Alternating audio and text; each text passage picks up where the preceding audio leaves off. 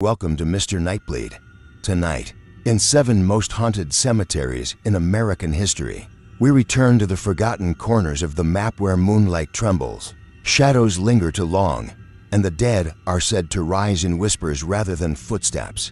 These are the burial grounds soaked in legend, places where ghostly figures wander between crumbling stones, and the air itself feels like it's listening. Every account you're about to hear is real, shared by those who stood among these graves and felt something cold drift past them. Something that wasn't the wind. My goal this month is to reach 4,000 subscribers. Almost 90% of viewers drift in, watch in silence, and disappear back into the night.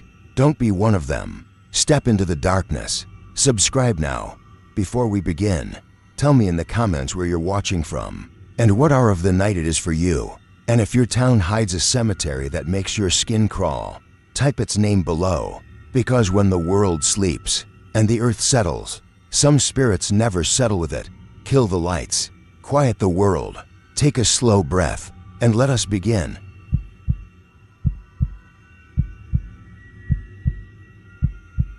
My name is Laura, and I'm from Punxsutawney, Pennsylvania. I guess the first thing you should know is that I didn't grow up scared of cemeteries. My grandparents are buried in one just outside town. And when I was a kid, my dad would take me there on Sundays with a bunch of plastic flowers and this little brass watering can. It was just something we did, like grocery shopping or going to the laundromat. Stones, grass, names, that was it. Now I rent this little one-story house on a dead-end road about 5 minutes from the center of town. There's a gas station, a diner, and a Dollar General. And if you drive about half a mile past my place, you run out of pavement and hit woods. Across the road from my house, directly across, is the old Maple Grove Cemetery. It's small, maybe 4 rows of headstones, some leaning, some sunk down. Half of it's eaten up by wild sumac and tall grass. The town keeps the front part mowed and then just gives up. I live there with my younger brother, Matt. He's 26, works stocking shelves on night shift at the grocery store, and he thinks the cemetery is the funniest thing in the world. Every time we sit on the porch and the wind moves the tree branches, and you hear the leaves scrape the stone, he'll nudge me and say something like, "They're restless tonight," and I'll just roll my eyes. That's kind of our dynamic. He jokes, I roll my eyes. We eat microwave dinners and watch whatever's cheap or free to stream.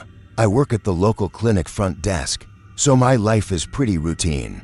I'm up at 6, out the door by 7:30. I drive past the cemetery every morning, obviously, because it's right there. In summer, the grass smells damp and sweet, and there's always a couple of crows hopping around. In fall, you get this layer of leaves that kind of muffles everything, so the only sound is gravel crunching under my tires and maybe a dog barking from down the road. In winter, the whole place looks smaller, the stones poking up like old teeth out of the snow. It's not dramatic, it's just across the street. Most nights, the routine is the same. I get home around 5:30, start dinner. Matt gets up around 6 since he works nights. We eat together at the small table near the window. If it's warm, we sit on the porch steps afterwards. The porch light is one of those cheap fixtures, and it flickers if the wind hits it just right. You can see the whole front edge of the cemetery from there. The iron gate in the low stone wall, the big maple tree with the split trunk, the first 2 rows of graves. Cars hardly ever come down our road except the mail truck and the occasional delivery guy who looks confused and double checks the address. Honestly, for the first 6 months, it was peaceful. I slept better there than I had in the apartment I had before, where there was traffic all night and people yelling in the parking lot. Here, after 9 p.m., all you really hear are crickets and sometimes a dog far off, and the wind going through the branches. The graveyard was just background. The first weird thing was so small that if I hadn't been looking straight at it, I probably would have just blamed my memory and never thought about it again. It was a Wednesday, early fall. The air had that kind of cool bite in the morning and warmed up in the afternoon. I got home a little early because we were short on patience, and I decided to bring the trash can down to the curb before I forgot.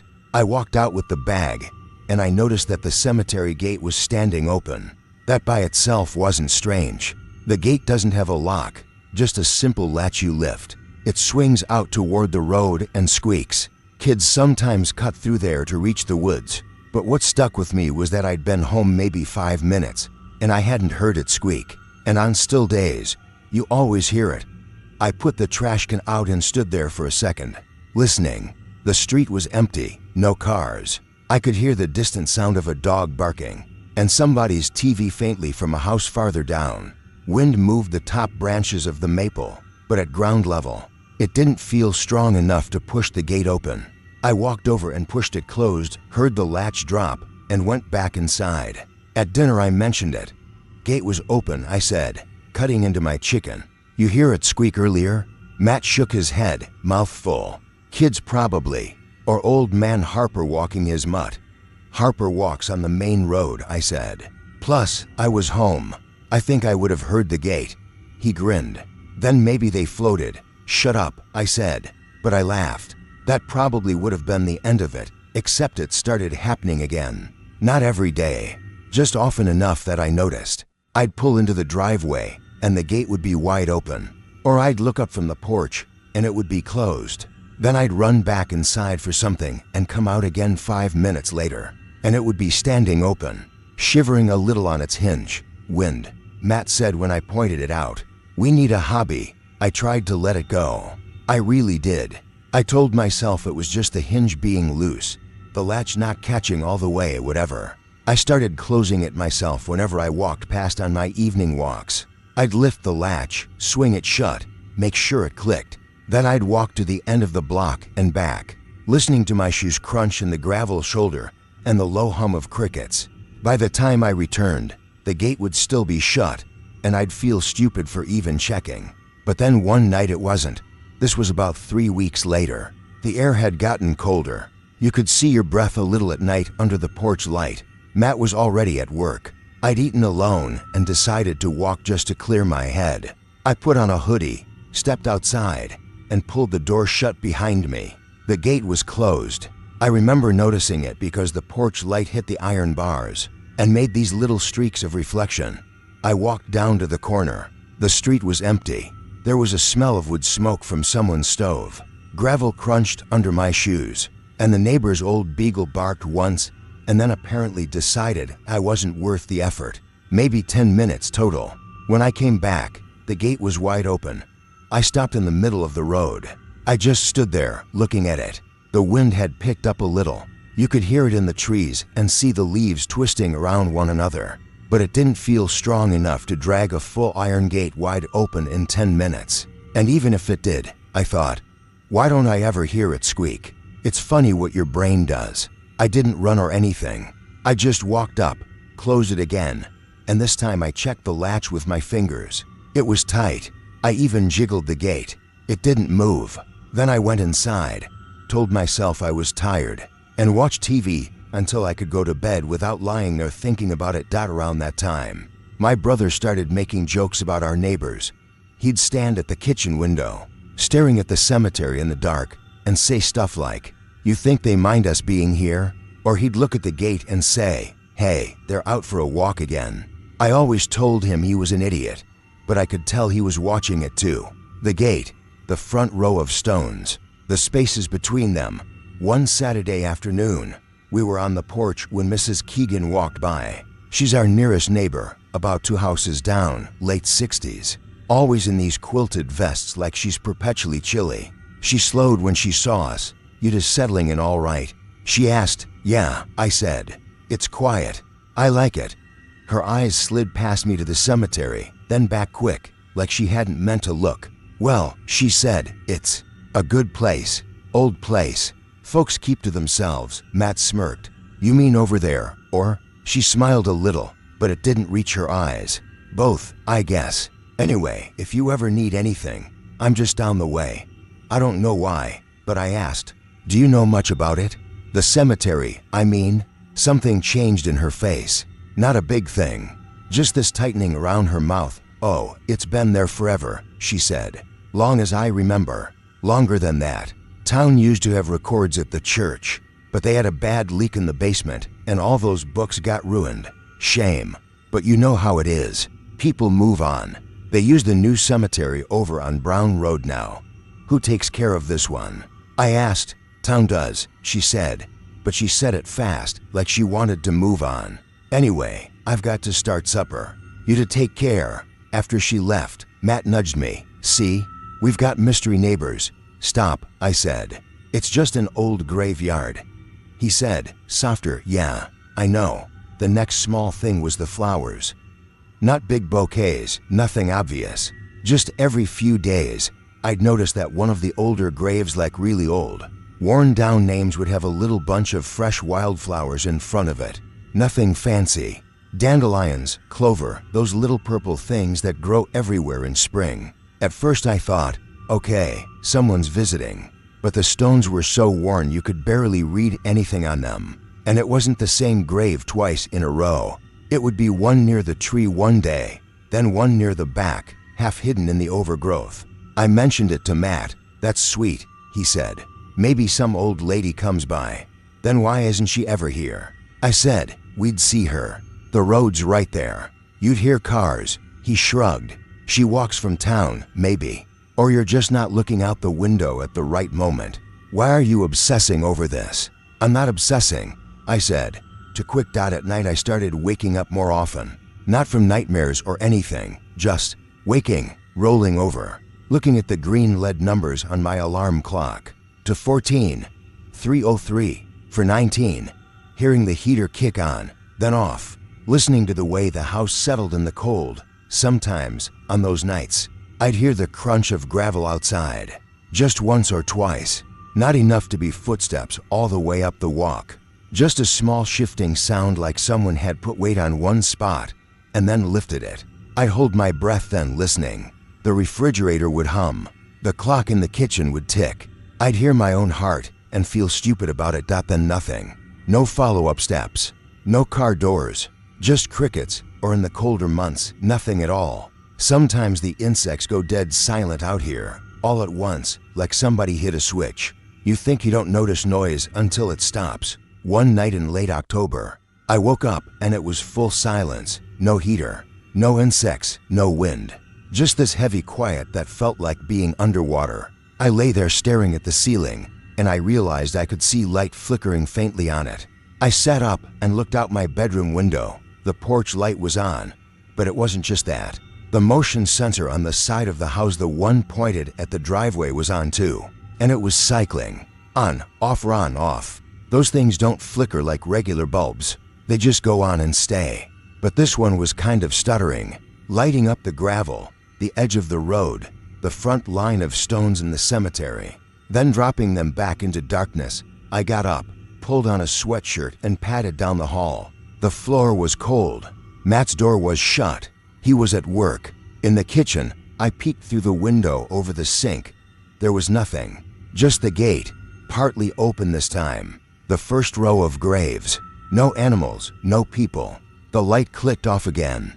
The darkness came down like someone had pulled a blanket over the house. I don't know why I did it, but I opened the front door and stepped onto the porch. The air was cold enough that my breath clouded in front of me. The porch boards creaked under my feet. I flipped the porch light switch off and on. It held steady. Then I looked at the motion light. Okay, I said out loud, feeling stupid. If it's a wiring thing, it'll just do it again. I waited. The only sounds were a dog barking way down the road and a faint rustle in the trees across the street. The motion light stayed off. I turned to go back and hand on the doorknob, and that's when it snapped on so bright it hurt my eyes. I froze, half turned. It lit up the driveway, empty.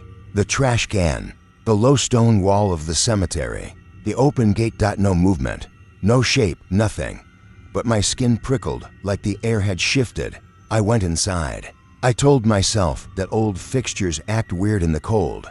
I made a mental note to ask the landlord to check it, and then forgot to follow up. The next week, Matt brought home an armful of old files from the grocery store. They're trying to go digital, he said, and his manager just wanted him to sort through some stuff and make sure nothing important got thrown away. We spread it out on the coffee table: receipts, old schedules, assorted junk. You ever look at the deed for this place? He asked out of nowhere, holding up a folded piece of paper. I don't own it, I said. I rent. Yeah, but they gave you some paperwork, right? Who owns it now? Some company out of Pittsburgh, I think, I said. Why? He shrugged. Just wondered who was here before, you know, when your neighbors moved in. He said it in this light, joking tone, but his fingers tapped the tabletop while he did, and he wouldn't look at the window. Outside, the wind picked up and pressed against the glass. I heard the faint rattle of the cemetery gate. A few days later, I stopped by the borough office on my lunch break. We handle a lot of their patients at the clinic, so they know me. I told the clerk, this older guy named Stan, that I needed to confirm the landlord's mailing address and did they have any property records. He pulled out a big binder and flipped through. The office smelled like old paper and coffee. He said. That's the Jenkins place. Well, used to be. Then it was county-owned for a while. Then the management company picked it up. What about before that? I asked. He squinted at the page. Jenkins. Goes back a ways. Some of this is just notes. They used to keep the older stuff at the church, but you know they had that flood in the basement. Records went to hell. Why? Something wrong with the place? I opened my mouth and then closed it. What was I supposed to say? The gate opens sometimes, and I don't hear it? No, I said. Just curious. He nodded slowly. Well, just remember, that end of town's old. He tapped the binder. Not everything's written down the way it should be. On my way out, he added, those graves across from you, they're not what you think they are. I turned back. What do you mean? He coughed and waved a hand. Nothing. They're just old. Family plots. I'm just saying, don't worry about it. Folks get stories in their heads. That night, Matt said, you went to the borough office without me? Rude. I told him what Stan had said, trying to keep my voice casual, making it sound like gossip, not something that left a knot in my stomach. Not what you think they are, Matt repeated. Maybe they're fake, like movie props, or maybe there are like 100 empty coffins. Don't, I said. Seriously, he looked at me for a second, seeing something in my face, and the joke died. Okay, he said quietly. I'll stop, for a while. Things settled back down. The gate still did its thing, but less often. The flowers appeared and disappeared. I started to think maybe I'd made too much of it. The mind looks for patterns. That's what people always say. Work got busy, winter set in for real, and my brain had other things to chew on. Then, in January, the footprints showed up. It had snowed overnight. A light, dry snow that squeaked under your boots. I woke up to that pale, muffled light you get through the curtains on winter mornings. When I looked out my bedroom window, the world was still and white.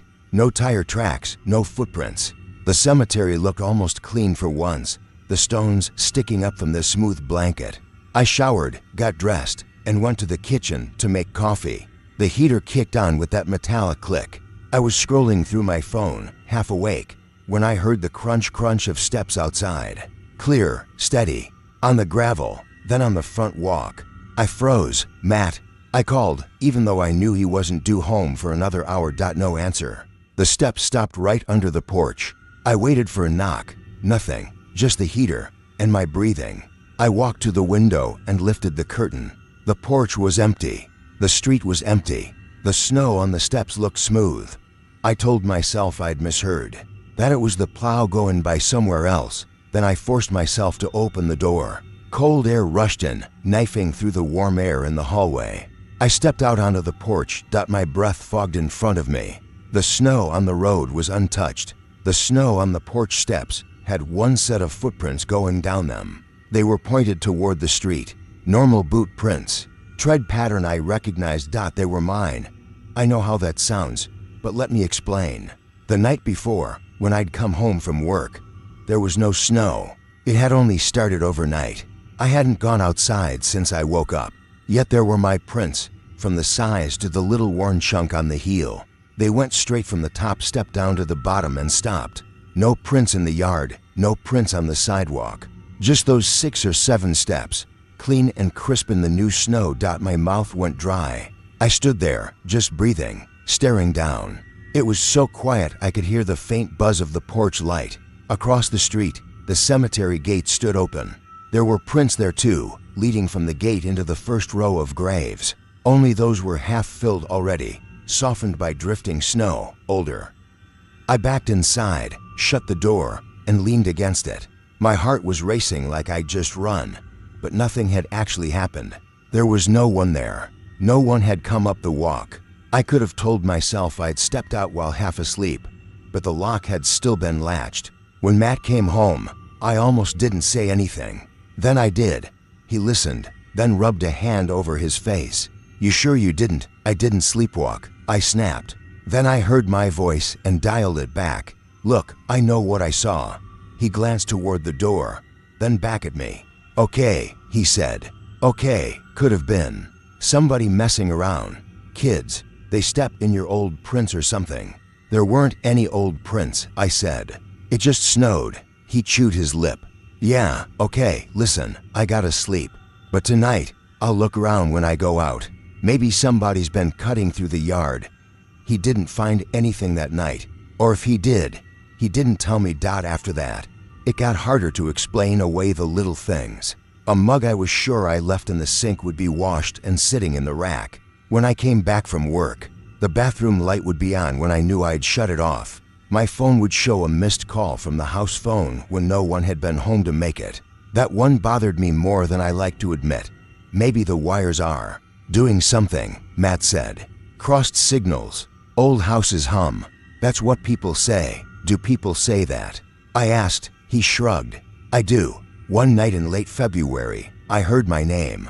Not in a dramatic way, just like someone calling to me from the kitchen. Laura." I was in my bedroom, folding laundry on the bed. I hadn't heard the front door. I hadn't heard anything at all, actually, just the heater and the faint tick of pipes. The voice sounded like Matt's, in that slightly tired way he has after a shift.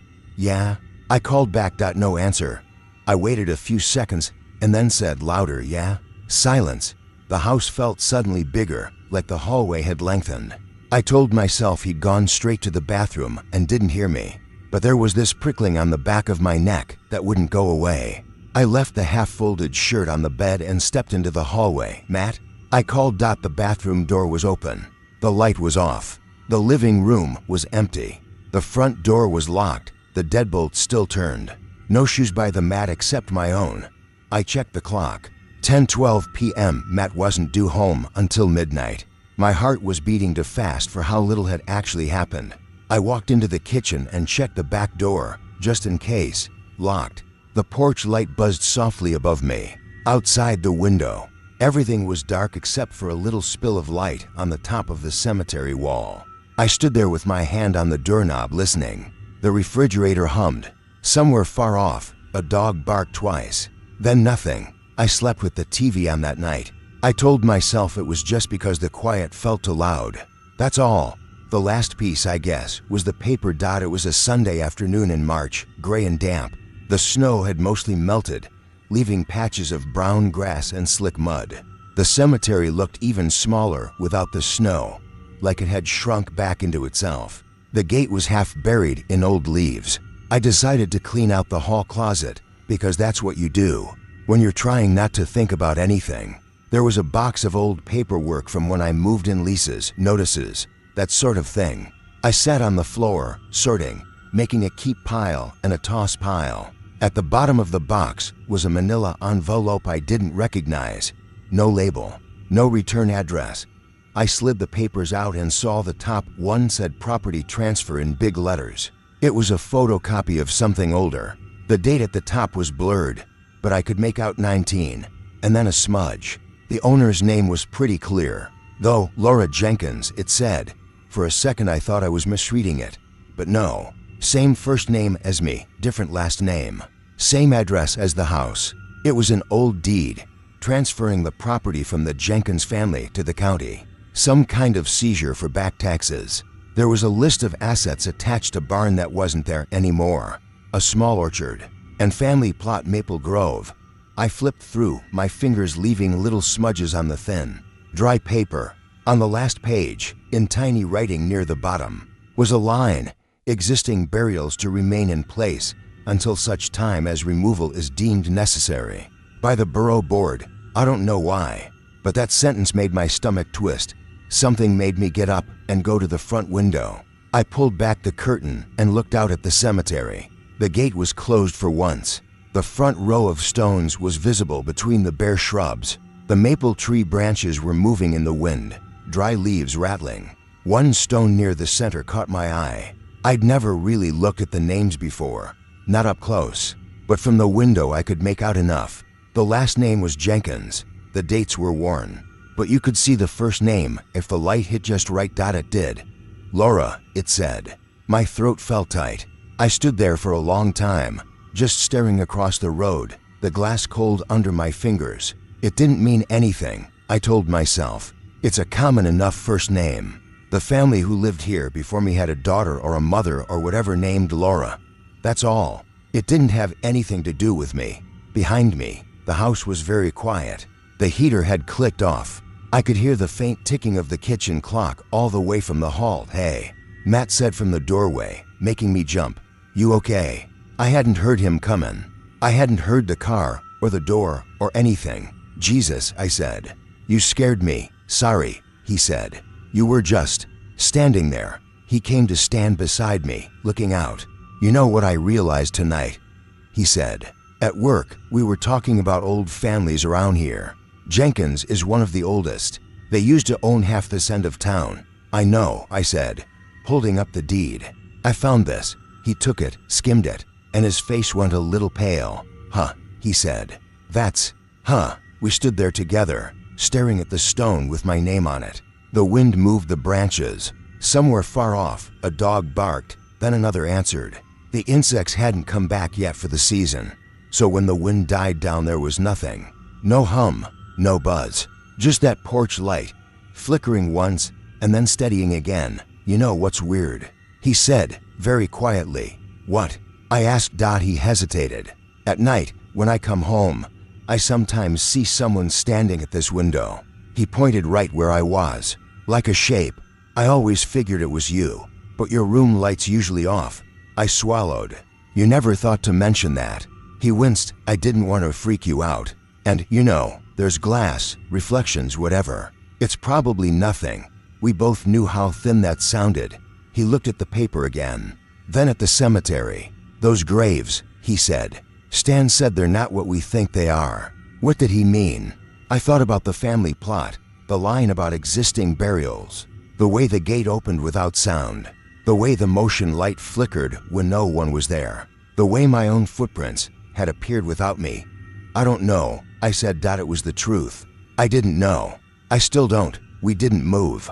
We still live in that house." People always expect that part of the story to go differently, like we packed up and left the next day. But life doesn't work that way. Leases and jobs and money and routines don't vanish because a few things don't add up. You tell yourself that names repeat, that gates rust, that old houses remember other people's habits. You tell yourself that, and most days it's enough to get through. I still sleep in the same room. I still wake up sometimes in the middle of the night listening. Sometimes I hear the crunch of gravel and I don't get up. Sometimes I hear my name and I tell myself it's the heater rattling, or the TV from the neighbor to houses down. And every night, before I go to bed, I check the porch light and make sure it's working. I keep it on, facing the stones.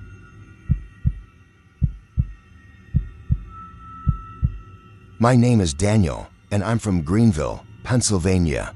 I've lived here most of my life, off and on. It's one of those towns people leave for college and then drift back to when things don't pan out the way they thought.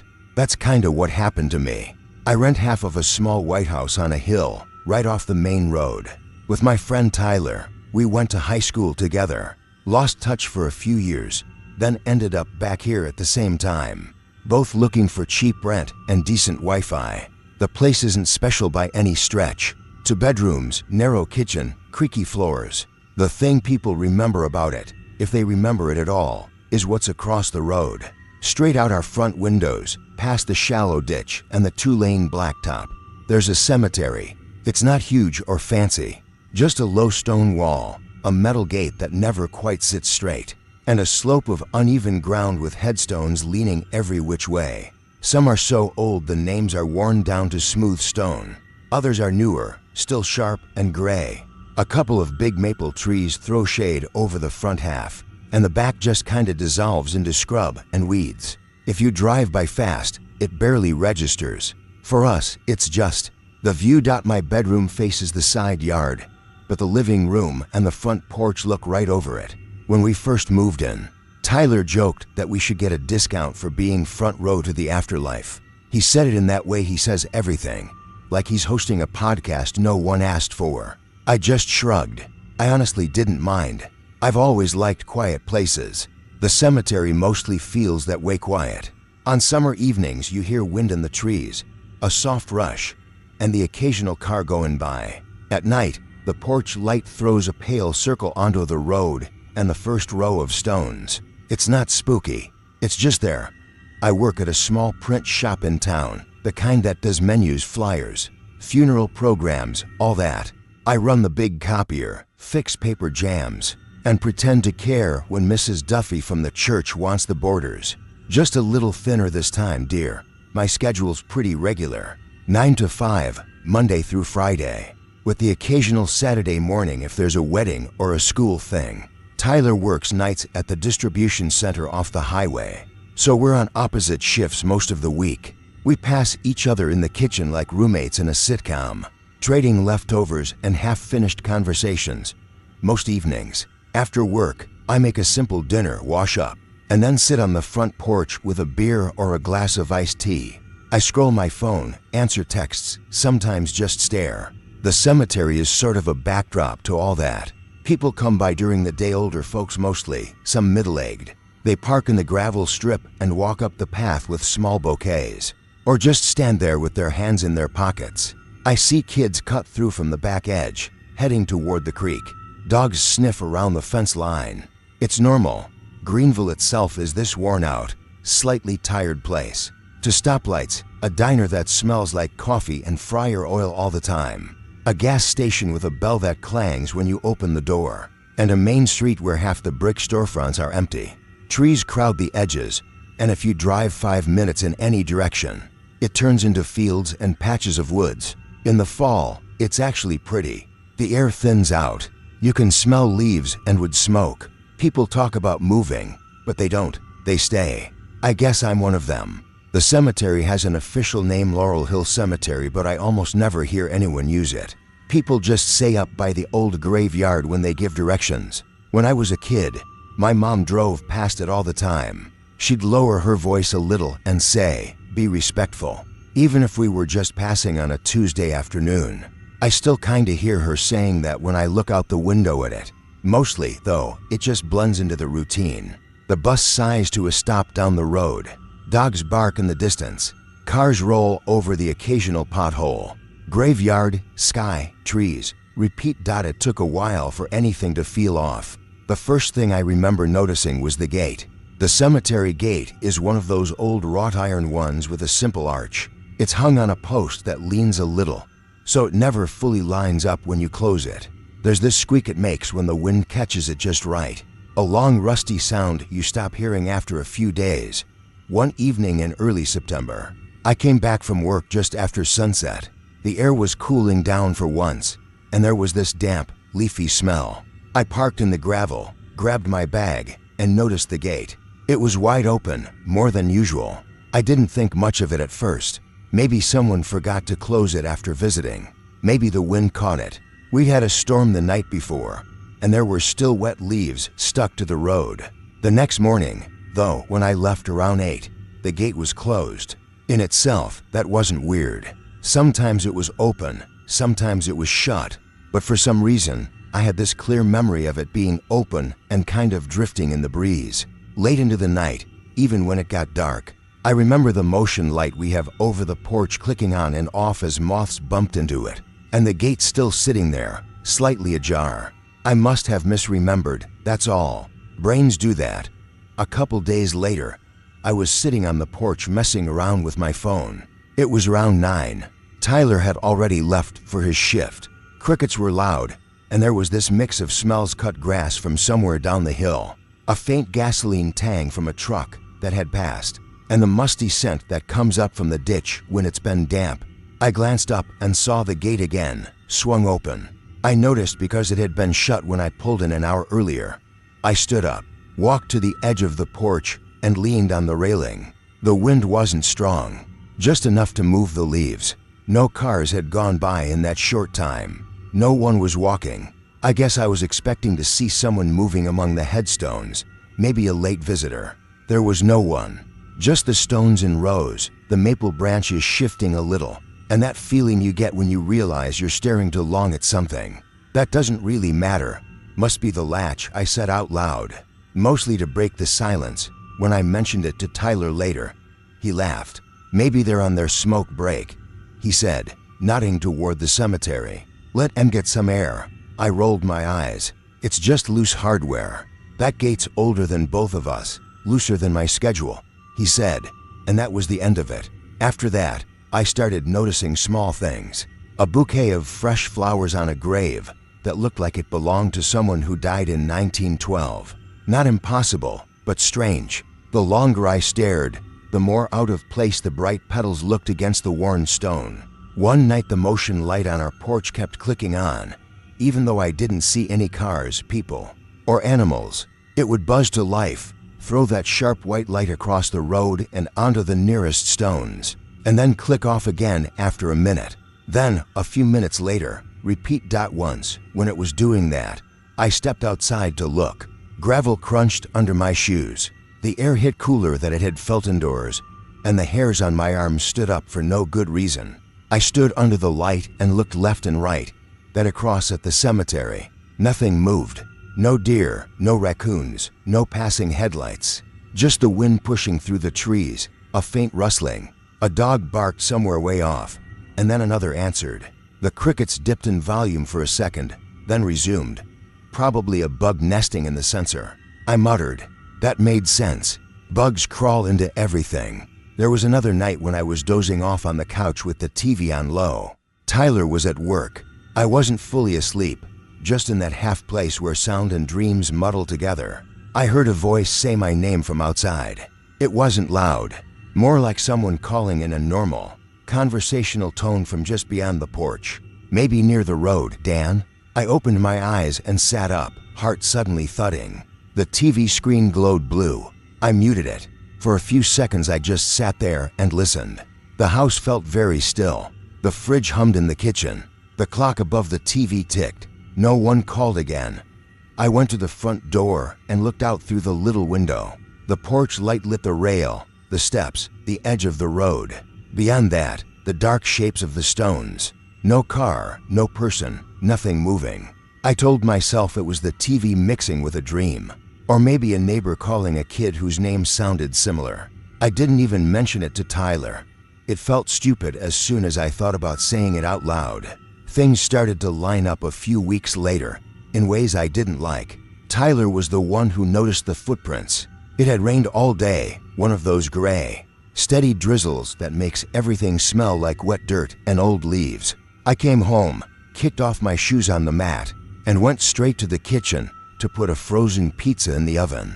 Tyler came in late from picking up food, shook off his jacket, and stopped in the doorway. "What the hell, man?" he said. I turned around. "What?" He pointed down the hall. There, on the wood floor, were faint marks, dark, damp ovals that smudged out toward the living room. At first, I thought it was just where we'd tracked in our own wet footprints, but I followed them with my eyes and realized they didn't start at the door. They started near the end of the hall, near the small closet we never used, and trailed toward the center of the living room rug, then faded. "They're just spots," I said. "Probably from when I dropped my bag."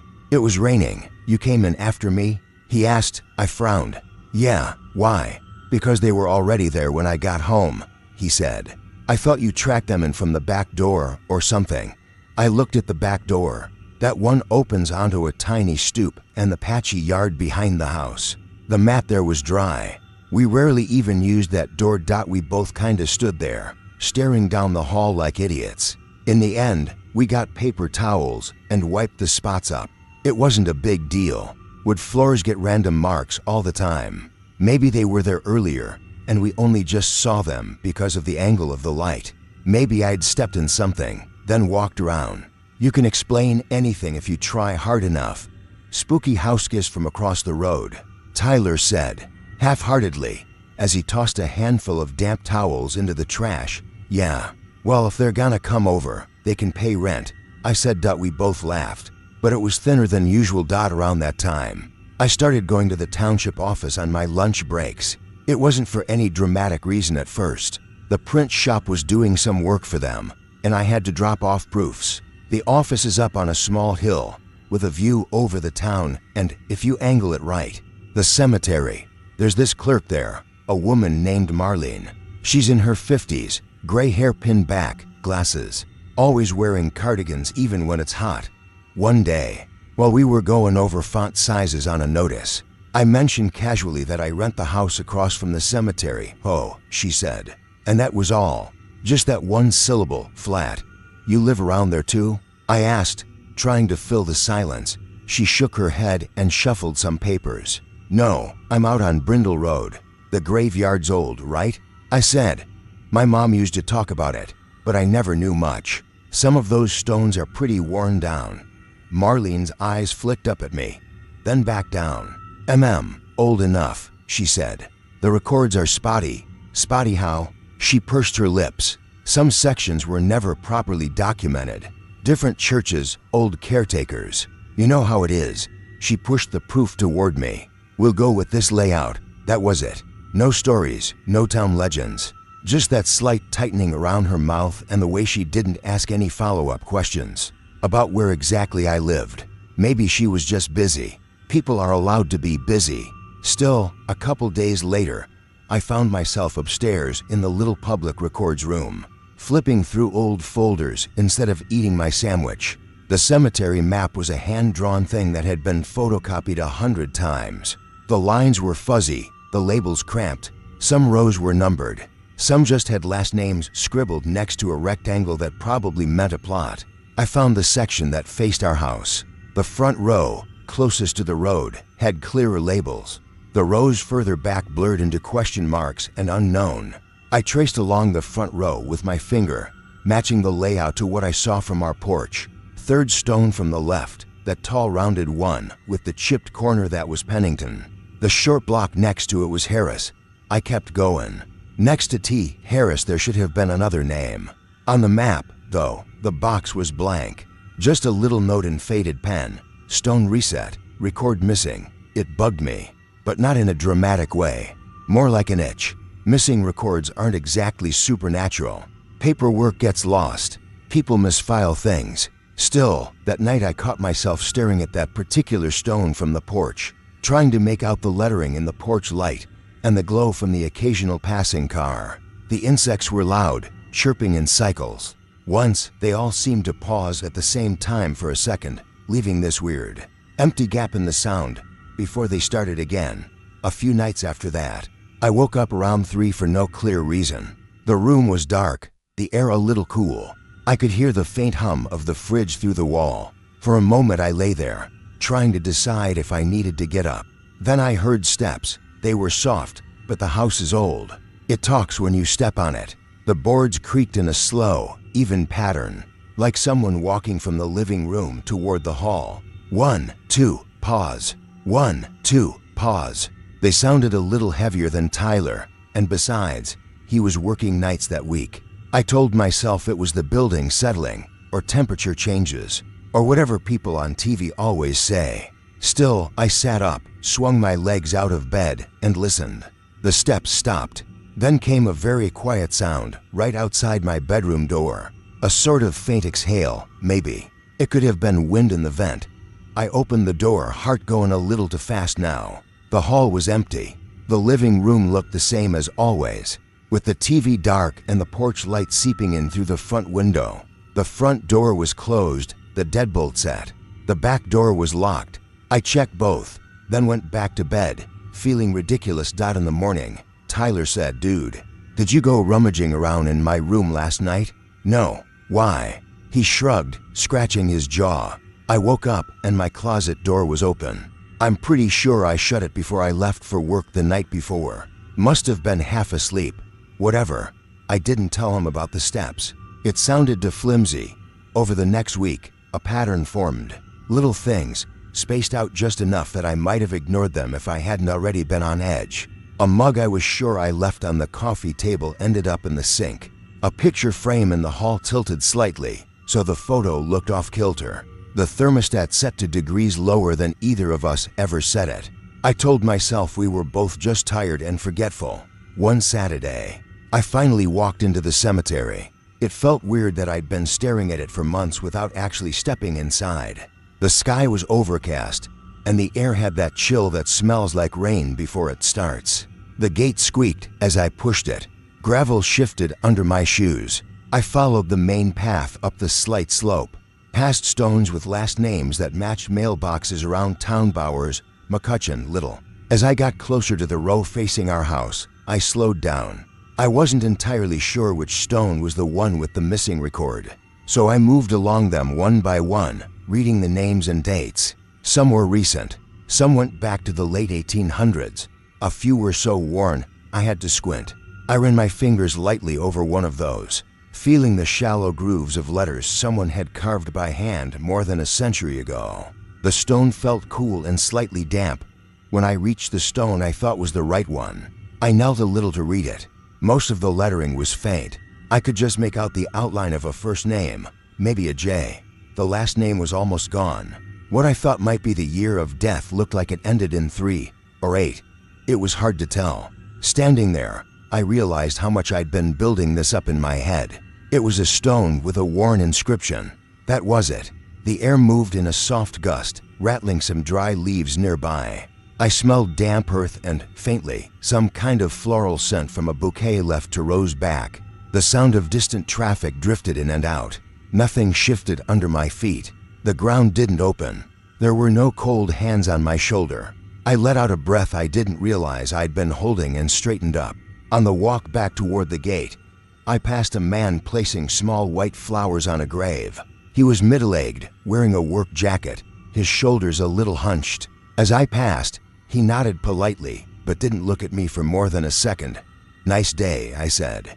Automatically, he hesitated, then gave this cautious half-smile. "Sure," he said, and turned back to the stone. That night, something shifted again. I was at the kitchen table, sorting through some mail and a folder from the print shop. The overhead light flickered once, then steadied. I made a mental note to pick up a new bulb. Tyler was in the shower, the water rushing in the hallway.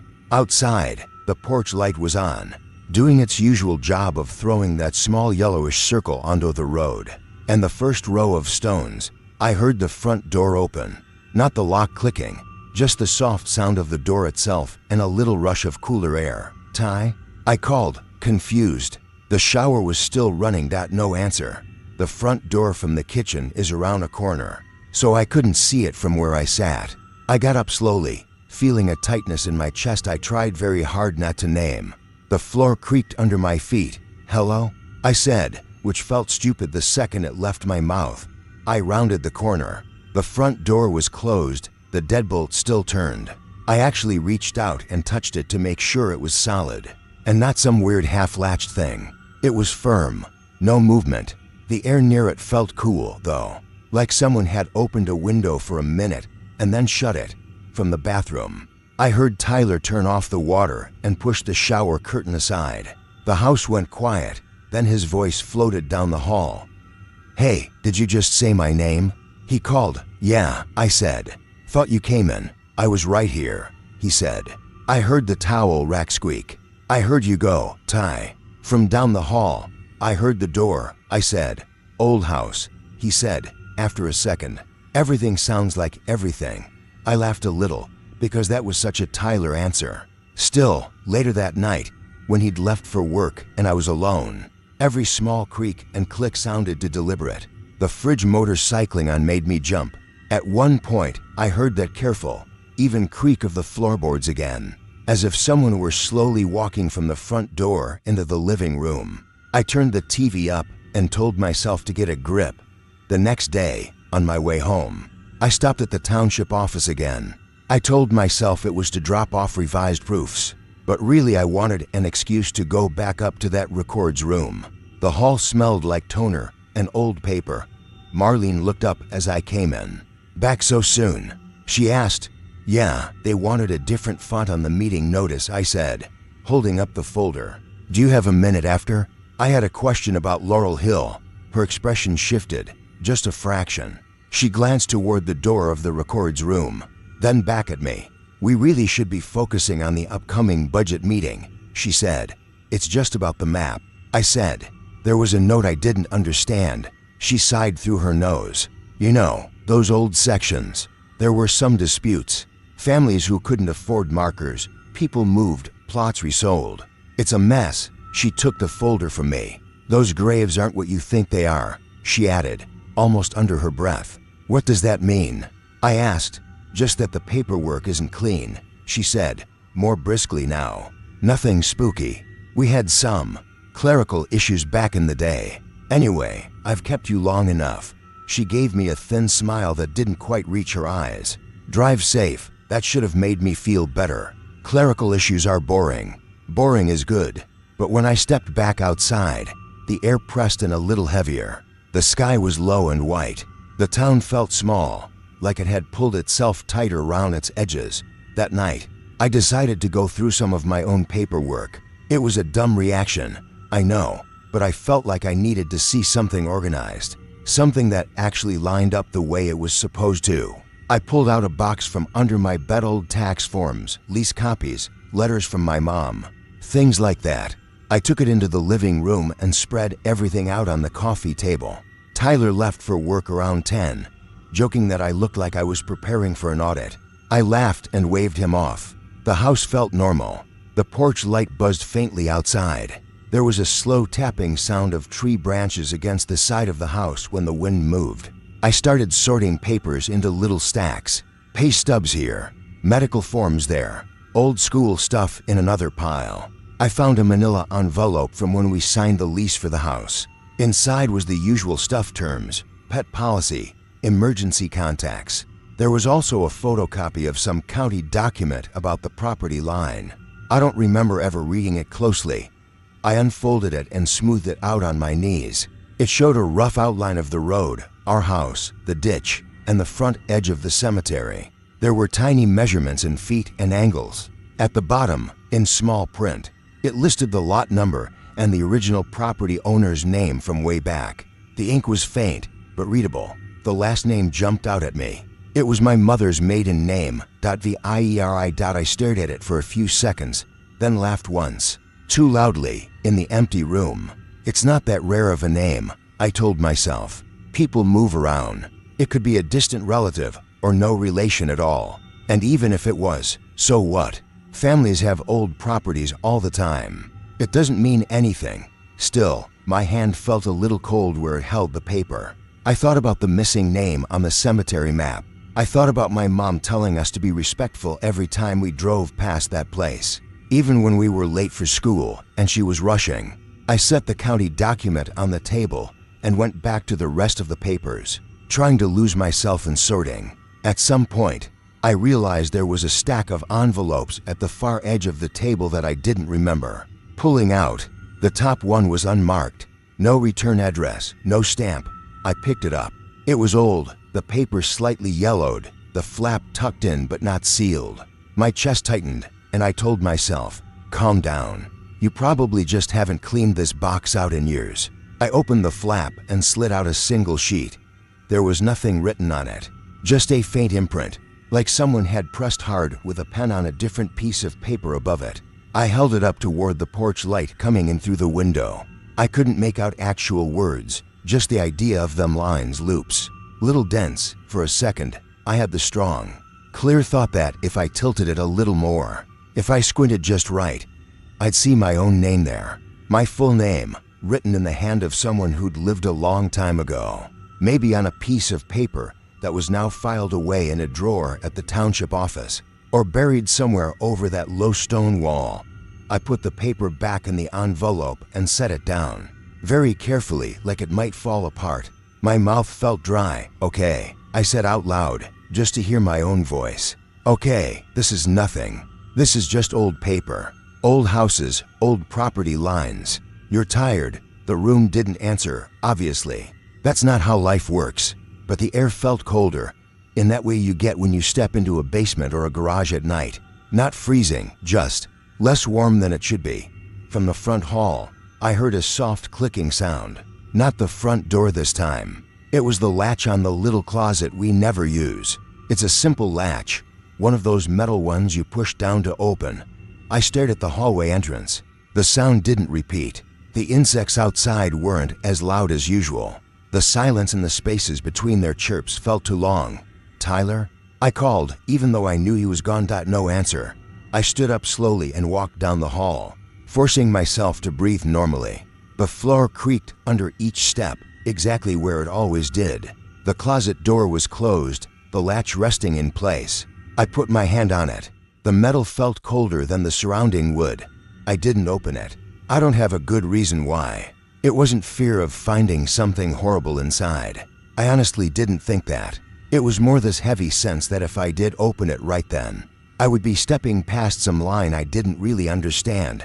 Instead, I turned and went to the front door. I checked the lock, even though I knew it was set. I checked the back door. I went into my bedroom and shut the door, which I almost never do. I got into bed fully dressed and lay there in the dim light coming from the hallway. At some point, I must have dozed off because I found myself half awake again listening. There was a rustling sound, very faint, as if someone were walking on the grass just beyond the porch. Not heavy, not threatening, just moving. I held my breath and listened harder. The sound moved from left to right, then stopped. After a moment, I heard my own voice, or something close enough to it that my brain slotted it in that category. It sounded like me talking on the phone in the next room, the way I do when I don't want to wake anyone up. Quiet, almost a whisper. I couldn't make out the words. It seemed to be coming from the living room, where the box of papers still sat. I squeezed my eyes shut. I told myself it was the TV from one of the neighbors, drifting through the walls. People stay up late. They watch shows. They talk. Sounds carry strangely at night. Houses settle. Old wood flexes. Sensors glitch. Paper gets misfiled. Names repeat over generations. It didn't last long, whatever it was. Maybe a minute, maybe less. When I finally opened my eyes, the house was quiet. The insects outside had gone back to their regular rhythm. A car passed on the distant road, its low rumble fading quickly. In the morning, the box of papers was still on the coffee table. The manila envelope lay on top. The county document was half folded, a corner tucked under as if someone had started to pick it up and then changed their mind. The closet door was still shut. The porch light was off, washed out by pale morning. Nothing was out of place in any way I could prove. If you're expecting some big moment where I found a name carved exactly like mine into a stone I'd never seen before, I don't have that for you. If you're waiting for a door to slam or an object to fly across the room, that's not what happened. The house is still standing. I still live here, for now. The cemetery is still across the road. People still come and go, carrying flowers, talking quietly, leaning on canes. The gate squeaks. The trees move in the wind. The motion light clicks on and off at night for no clear reason. I keep telling myself there's an answer. That all of it, the footsteps, the gate, the missing record, the familiar last name, the voice that sounded a little too much like mine, can be stacked up into a neat, ordinary explanation if I just look at it the right way. I'm a rational person. I pay my bills, I change my oil. I know that old buildings make noise and old towns hold on to old names. Most nights now, I sit on the porch a little longer than I used to, watching the dark line where the stones meet the grass. Sometimes I think I see someone standing there between the maples, just at the edge of the light. Not a shape, exactly. More like the suggestion of someone standing in a place they've stood a lot before. When I blink and look again, it's just the shadows of the branches or a trick of the porch light. Maybe it's just that in a town this small, you start to feel like everything overlaps more than you thought. Properties, families, habits, even the spaces between the living and the dead. Maybe I've just spent too much time staring at the same view. Maybe I've let coincidence pile up until it feels like meaning. I don't know. I honestly don't know. I still keep the porch light on, facing the stones. My name is Declan O'Rourke, and I'm from Limerick. Last year, my doctor told me I needed to simplify things. That was the phrase he used.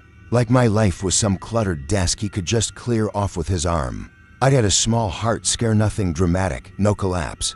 No tunnel of light, just a tightness in my chest that wouldn't go away, and a night in a hospital bed, with a monitor beeping to fast for anyone's comfort. When I left, I had a plastic bag with pills, a printout about diet and stress, and this idea stuck in my head that maybe the city wasn't doing me any favors. I'd been teaching for almost 30 years. Teenagers, mostly. History and a bit of English when they were short-staffed. I loved it, but it wore me down. You start off thinking you'll change lives, and you end up arguing about phones and late homework. After the hospital, noise bothered me more than it used to the buses. The shouting outside the pubs, even the TV. I'd find myself muting the news and just sitting there, listening to the fridge hum. So when a friend of mine mentioned a cottage on the Clare coast, near Kilcredon, I didn't need much convincing. It belonged to some cousin of a cousin situation. The kind of Irish arrangement where nobody's exactly sure who owns what, but everyone agrees it's fine if you stay. The cottage was cheap, empty most of the year, and good for the soul, according to my friend. I was supposed to go for a month. Rest, walk, read, maybe write a little if I felt like it. My cardiologist liked the idea. He circled the dates on his little planner and told me to treat it like rehab for your nerves. The first thing that hit me when I got there was the wind. You don't really understand coastal wind until you're standing in it with nothing between you and the Atlantic but a thin strip of land and some old stone walls. It wasn't dramatic the day I arrived. There wasn't a storm or anything. It was just constant. A push against your jacket, a sound in your ears, like someone always whispering just too low for you to make out the words. The cottage sat on a bit of rise, with a view down to the sea and the old lighthouse at Kilcredon. The lighthouse hasn't worked properly in years. It's fenced off now, white paint peeling, metal railing gone brown with rust. I could see it from the kitchen window, this tall dead thing at the edge of the water. Still, there was something comforting about it at first. A landmark, a fixed point. Inside, the cottage was about what you'd expect. 2 rooms downstairs, a kitchen living space, and a little bedroom and a sort of low attic space. Someone had half-heartedly turned into a second room. The floors were wood, old and uneven. There was an oil stove that took some coaxing to stay lit, and a narrow bed with a mattress that had definitely seen better decades. The whole place smelled faintly of salt and damp wool, but not in a bad way. Like an old jumper that's been kept in a trunk. The owner, or the relative acting as the owner, met me there with the keys. His name was Liam, mid-60s, dark wine-burned face. He wore a cap pulled down so low I never really saw his hair. We shook hands, and he walked me through the basics: the pump out back, the temperamental fuse box, the fact that sometimes the radio only got 2 channels, and one of them was in Irish. He didn't say much unless I asked him something. When I mentioned the lighthouse, he glanced toward it without turning his head. "Ah, that thing," he said. "Doesn't do much now. Just sits there." He didn't elaborate, and I didn't push. I was tired from the drive. I signed whatever he put in front of me, promised to ring if something broke, and watched his car bump away down the narrow lane until it disappeared behind a bend and a line of gorse bushes. The first night was mostly about settling in. I unpacked my clothes, stacked my books on the little table by the window, and made a mug of tea on the stove that took forever to boil. The wind pressed at the windows in slow, even pushes. I walked from room to room, listening to the boards complain under my feet. They were never quite dry. You know that feeling when wood has just a trace of moisture in it? That sort of cold softness, like it would give a little more if you pushed with your heel. The floor felt like that everywhere, even in front of the fire, as if the sea air had seeped straight up through the foundation. I slept badly, not from fear or anything like that. I just wasn't used to the noises yet. The wind in the chimney, the faint tick of something expanding and contracting in the walls, the occasional distant clank from somewhere outside that might have been the gate, or some loose bit of metal. I woke up a lot and lay there listening, trying to name each sound so it wouldn't bother me. That's something I learned in hospital: if you can name a sound, it loses half its teeth. By the 3rd day, I had a routine. I'd wake up around 7, make tea, and sit at the kitchen table watching the water while I ate toast. The light changed quickly there. Sun, cloud, sun again, all in the space of a few minutes. The lighthouse stood at the edge of it all, a tall white line against the gray blue. The gulls were always there, those first mornings, dozens of them, some wheeling high, some perched on the rocks. Their calls echoed up the hill, that ragged, complaining sound that seagulls make when they're arguing over something. After breakfast I'd walk. There was a rough path down to the shore, and from there you could follow the coast toward the lighthouse. I never got too close. The fence around it had no entry signs zip-tied to it every few yards, and I'm too old to be climbing fences for a closer look at a broken light. I stayed on the path, hands in my pockets, listening to the waves push in and suck back. Sometimes I'd see another person, a walker with a dog, or a cyclist, but not often. Most of the time it was just me, the wind, and the birds. It took about a week before I noticed the silence. The first time, I told myself I was imagining it. It was mid-morning, overcast but bright.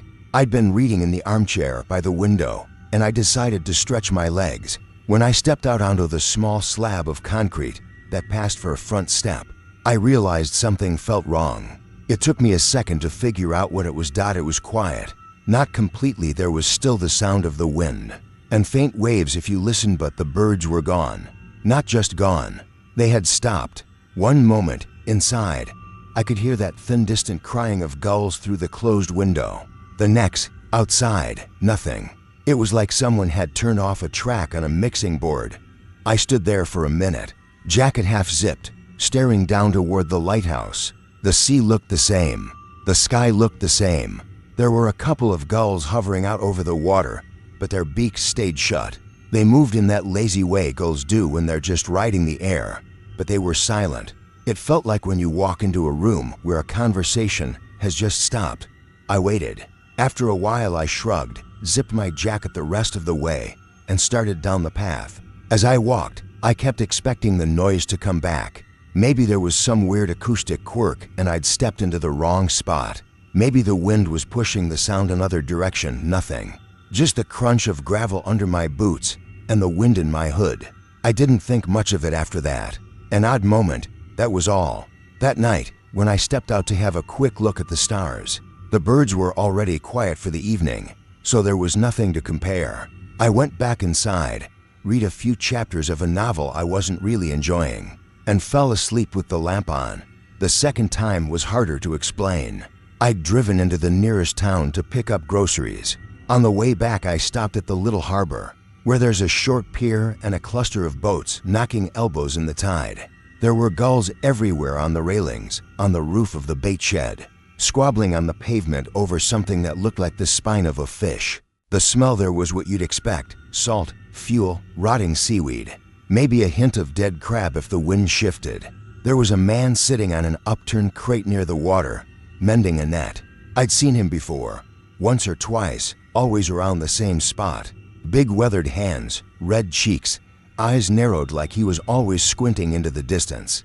I gave him a nod, the way you do, and he nodded back but didn't smile. The gulls above us screamed at each other, the sound bouncing off the low buildings. I walked back to my car, popped the boot, and started loading the bags. It took maybe a minute. When I closed the boot and turned around, it hit me. Silence again. The gulls were still there. Same birds, same positions, but they'd stopped mid-argument. It felt so sudden that my body reacted before my brain did. I actually flinched, like someone had switched off a radio right next to my ear. I looked over at the fisherman. He'd frozen with the net in his hands. Not completely, his fingers still moved a little, working at a knot, but he was staring past me, toward the entrance of the harbor, like he was listening for something, or for the absence of something. "Do you hear that?" I asked before I really thought about it. He blinked like I'd pulled him out of a daydream. "Hear what?" "Nothing," I said. "That's the thing. The birds, they were yelling a second ago." He watched me for a second too long. Then he looked up, scanned the gulls, and dropped his eyes back to the net. "They'll start again," he said. "Is that normal?" "What's normal?" he said. And that was the end of it. He bent back over his work, and I felt stupid for asking. On the drive back to the cottage, I tried to talk myself out of being unnerved. Maybe the tide changed and the fish moved, so the birds moved too. Maybe there was some sound only they heard that made them go quiet. Animals do strange things. Still, when I pulled up beside the cottage and stepped out of the car, I hesitated. I stayed half in, half out, one foot on the gravel listening. The gulls down at the water were shouting at something again. That same harsh chorus. I closed the car door and stood up fully. The wind pushed at me. My coat flapped and the birds shut up. I stayed very still. It felt childish to say it even to myself, but the thought came anyway. They're going quiet because of you. I swallowed, forced a laugh that didn't sound right in the open air, and shook my head. Coincidence. The human brain loved patterns. If you looked for them, you'd always find them, especially out in a quiet place where there wasn't much else to do. Inside, I put the groceries away, turned on the small radio on the counter, and turned the volume up higher than usual. It hissed a bit between stations, then found some tinny traditional music. I let it play while I boiled potatoes and fried a bit of fish. The cottage felt less empty with the radio on, less like it was listening. After that, I started paying attention. It didn't happen every time. Some mornings I'd step outside and the gulls would keep up their racket as if I weren't there. All other days, it was like clockwork, noise through the window. Then nothing the moment my hand touched the latch. I tried opening the door slowly, quickly, throwing it wide, easing it just an inch. It didn't matter. Either the silence fell or it didn't. There was no pattern I could see. It wasn't just the gulls either, not for long. There were insects in the grass around the cottage. You could hear them if you listened to the faint hiss and buzz of whatever lived in the gorse, and the tufts of coarse grass by the stone wall. One afternoon, sitting on the step with a book, I realized the background noise had dropped out mid-sentence. I hadn't moved. I hadn't turned a page. I just happened to notice that a moment ago there had been a bed of sound, and now there wasn't. I set the book down and listened hard. No insects. No distant dog barking. No tractor in a far field. Even the wind sounded muffled, as if someone had put a hand over my ears. I stood up slowly. The boards inside the cottage creaked as if someone had shifted their weight. Even though I knew I was alone. "Stop it," I said out loud. I wasn't sure who I was talking to. Myself, probably.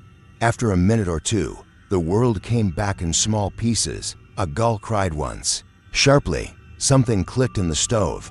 A car engine grumbled on the lane, far away. I let my shoulders drop. I started sleeping badly again. Each night, before bed, I'd go round the cottage like some old man in a cartoon, checking the latch on the back door, making sure the windows were closed, testing the handle on the front door twice. I told myself it was about drafts. I didn't want the place any damper than it had to be. But really, I think I was looking for something ordinary to control. If I could keep the doors closed and the lights working, maybe the silence wouldn't feel like it was creeping closer. About 3 weeks into my stay, I ran into Liam again. I'd gone into the small shop in town for milk and bread, and he was at the counter talking quietly with the woman who worked there. They stopped when I walked in, the way people do in small towns, even if they're not really talking about anything. "Settling in all right?" he asked. "Grand," I said. "Plenty of peace and quiet out there." I meant it as a joke, but the words sounded off as I said them. He tilted his head, like he'd caught something underneath. "Too much quiet for some," he said. "You're managing." "I'm fine," I said. "Just getting used to the wind." The woman behind the counter rang up my things. She gave me a polite smile that didn't quite reach her eyes. As she handed me my change, she said, "You're up near the old light, aren't you?" "That's right," I said. "Nice view," she said. And then, after a heartbeat, "Mind yourself up there." She sounded like she was talking about wet steps or loose railings. Still, I felt something tighten in my chest, just for a second. Outside, loading the bread and milk into the car, I almost asked Liam if he knew anything about the birds, but the words felt silly in my mouth, like something a child would say. Why do the birds stop singing when I go outside? I didn't want to see that look on his face again, the one from the harbor, that mix of wariness and something like pity. Instead, I said, "Did the lighthouse ever bother anyone when it was working?" He frowned. "How do you mean, lights in the window?" keeping people awake, that sort of thing. He shook his head slowly. No, that's what it was for. To keep folk awake, to keep them from running up on the rocks.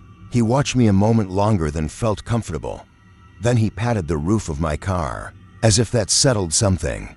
You're there to rest, he said. So rest, don't go taking on more than you need. It was a strange thing to say. I drove back with his words bumping around in my head like loose change. That evening was when I tried the recording. It came from this stubborn part of me that hated not understanding. It's the same part that kept me teaching all those years. I suppose the part that believed if you gather enough evidence, you can explain anything. The birds, the insects, the weird drop of sound. I'd convinced myself it was just me noticing gaps that had always been there, but the feeling that the silence was following me was harder to shake. So I decided to test it. I didn't have any fancy equipment, just my phone, an old model with a cracked corner. It had a voice recorder app I'd used once or twice to capture lectures at conferences. Back before I got tired of conferences, I charged the phone fully, opened the app, and set it to record. Then I propped it on the windowsill in the kitchen, facing the front door, and went to sit in the bedroom with a book. The idea was simple enough. I'd let it record for 10 or 15 minutes while I stayed put. Then I'd walk out, open the door, step outside, and stand there for a minute. If the birds really did quiet down when I appeared, maybe the sound file would catch the difference. It felt ridiculous, but it also felt like something useful to do, a way to pin the feeling down. The first run, I messed up the timing. I got impatient and walked out too soon. When I played it back later, all I heard was 30 seconds of wind through the old window frame, and then my own footsteps coming down the hall. The gulls were already quiet by the time I opened the door. There was no clear before and after. The second run, I waited longer. I sat on the bed counting slowly in my head, trying not to fall into the numbers too much. At some point, I got distracted by the knot in the grain of the wardrobe door. I must have drifted a little. When I checked the time, nearly 20 minutes had passed. I stood up, quietly as I could. The bedroom door gave its usual small complaint. I walked down the hall, feeling increasingly foolish, like someone sneaking up on their own life. In the kitchen, the phone sat where I'd left it, red numbers ticking away. I paused with my hand on the front door latch and listened. From outside, faint but clear, came the gulls. They were going at it, arguing over something down by the rocks. There was a higher chirp in there too, smaller birds in the grass maybe, and the low occasional thump of waves. It sounded normal. Alive, right? I said under my breath. Here we go. I opened the door. The wind moved past me, cool against my face. The boards under my feet felt that familiar damp softness. I stepped out onto the concrete slab that the gulls went quiet. This time there was no doubt. It was as if someone had closed a door on them. 1 second they were there. The next they weren't. The wind was still blowing. The sea was still moving. But whatever made those birds call out had been switched off. I stood there longer than I intended, staring at the horizon. After a minute, my eyes started to sting. I realized I hadn't blinked. I took a breath, turned around slowly, and went back inside. My hands were shaking a little as I picked up the phone. I stopped the recording and sat down at the table. For a while I just looked at the screen, at the little line of the waveform. It looked like any other recording, a series of bumps and dips. Nothing about it said this is where the world changed. I pressed play. The first part sounded like it had earlier: wind, faint gulls, the occasional creak of the house. There was something comforting about it, hearing it all from the other side. I listened to myself moving in the distance, a soft thump as I shifted on the bed. A little cough I didn't remember making. Time passed. Outside, the birds kept yelling. Then, without warning, the sound dropped. It didn't fade. It didn't get swallowed by static. It just cut out. 1 second, gulls. The next, nothing but the low rush of air against the microphone. My stomach tightened. I checked the time stamp. It had happened a full 3 seconds before my footsteps started in the hall. I listened again, this time watching the waveform. I could see where the gulls stopped. The little spikes and jagged lines just ended, replaced by a flatter band of gray. Only after that did my own noise appear, my shoes on the uneven floorboards, the faint rustle of my jacket, My hand on the latch. The silence came before me. I played it again and again, hoping it would sound different, that I'd notice some natural explanation I'd missed the first time. Maybe there was a gust of wind that drowned out the birds. Maybe the microphone had glitched. But every time, it was the same. Full sound, then absence, then me. At some point in those loops, I realized I was holding my breath every time the recording came up. On that moment, I'd inhale during the birds, then freeze as they cut off. By the fifth or sixth play, my chest hurt. I closed the app and set the phone face down on the table. I don't know how long I sat there. The cottage felt different, closer, somehow, like the walls had shifted a few inches inward. Every little noise made me twitch. The stove ticked as it cooled. Something skittered behind the paneling. The wind pushed at the window in soft, regular pulses. Eventually, because I couldn't think of anything else to do, I stood up and went for a walk. I didn't bring the phone. I didn't want proof of anything else. The path down toward the lighthouse felt longer than usual. The sky had lowered into one flat sheet of gray, and the sea matched it, the two of them blending at the horizon. There were gulls on the rocks, but they stayed quiet, just watching the water. My boots made a steady crunch on the gravel, my breath loud in my own ears. At the bend in the path where you can see the lighthouse clearly, I stopped. The tower stood there, white and dead-looking, windows dark. The rust on the railings had spread farther than I remembered. Orange-brown streaks like dried blood. I told myself not to be dramatic. For a while I stood listening, not just to the things that were there, to the wind, the distant water, but to the spaces between them. It felt like the world was holding its breath with me, waiting to see what I'd do next. On the way back up the hill, I saw the fisherman from the harbor. He was higher up the path than I'd ever seen him, his shoulders hunched against the wind, a cap pulled low. He must have taken some side track from the rocks below. When he saw me, he slowed, as if deciding whether to keep coming. We met at a narrow point between gorse bushes.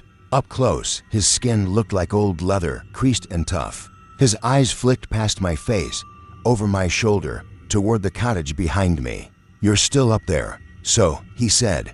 "For now," I said. "It's quiet." He nodded, once, like I'd confirmed something he already knew.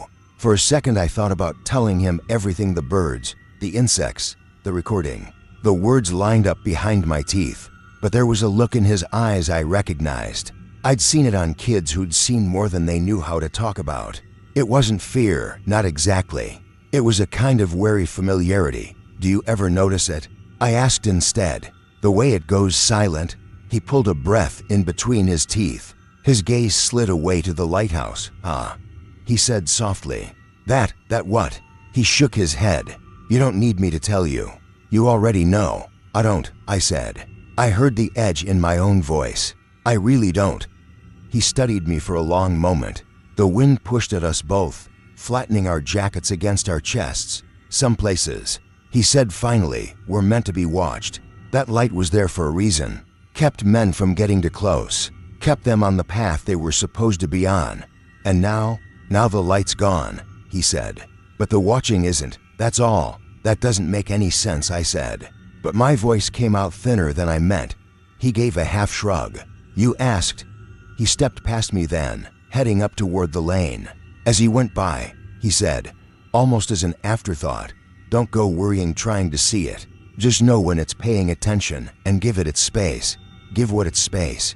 I called after him. He lifted a hand without turning around, the gesture somewhere between a wave and a dismissal. The wind took whatever answer he might have had. That night, I didn't turn the radio on. I tried. At first, I clicked it on and tuned through the static until I found a station playing some song I didn't recognize. The sound filled the kitchen, bright and busy. It felt wrong, like talking during a eulogy. I turned it off again and let the quiet come back. You'd think I would have left after that. A sensible person might have. I told myself I'd paid for the month and it would be wasteful to go early. That's the excuse I give people when they ask why I stayed. The truth is, I think part of me wanted to see how far it would go. Not the curious part, exactly. More the stubborn part. I didn't want to be pushed out of a place by something I couldn't name. The silence kept playing its game. Sometimes, walking along the narrow lane behind the cottage, I'd hear cows lowing in a distant field. If I paused and turned toward the sound, it would carry on. If I started walking again, it would cut off, as if someone had moved the volume slider down. At night, lying in bed, I'd listen to the wind and the occasional rattle of the gate. Once, I woke up because everything had stopped. No wind in the chimney, no ticking from the stove, no shifting of the beams. I lay there in that solid block of quiet, heart thumping in my ears, too scared to reach for the lamp because I had the ridiculous feeling the click of the switch would be too loud. Afterwards, back in Limerick, my doctor would say some of this could be anxiety. Sound is a funny thing, he told me. The brain filters more than we realize. Maybe. I don't argue with him. I take my pills. I go for my walks along the river. I sleep with the window open now, even in the colder months, just to hear the city noise. I kept the recording from that night in the cottage for a while. I'd transferred it to my laptop when I got home, named it something stupid like Kilcredon Test 2, and left it in a folder with old lesson plans and scanned photos. I listened to it a few more times in those first weeks, always late at night when I couldn't sleep. The pattern never changed. The birds stopped before I moved. Eventually, I deleted it. It wasn't that I wanted to forget. It was more that I realized I didn't need a file to prove to myself what had happened. The cottage, the lighthouse, the fisherman's unreadable expression, the whole place was recorded somewhere else now. In the way my stomach drops every time a room falls to quiet. I still get the odd email from colleagues asking if I'm ready to come back to the classroom. I always say the same thing, not yet, maybe soon. I spend a lot of time sitting on my own balcony, watching the pigeons argue on the neighboring rooftops. They're noisy, stupid birds. They coo and flap and knock things over. If I go out there, they scatter, but they never go silent. They make their complaints known. Some nights, when the city winds down and the traffic thins, there's a moment where it all lines up just wrong. A bus passes, and then there's nothing, no engines, no steps on the pavement, no distant shout. The streetlights hum quietly, and for a heartbeat or two, the world goes still.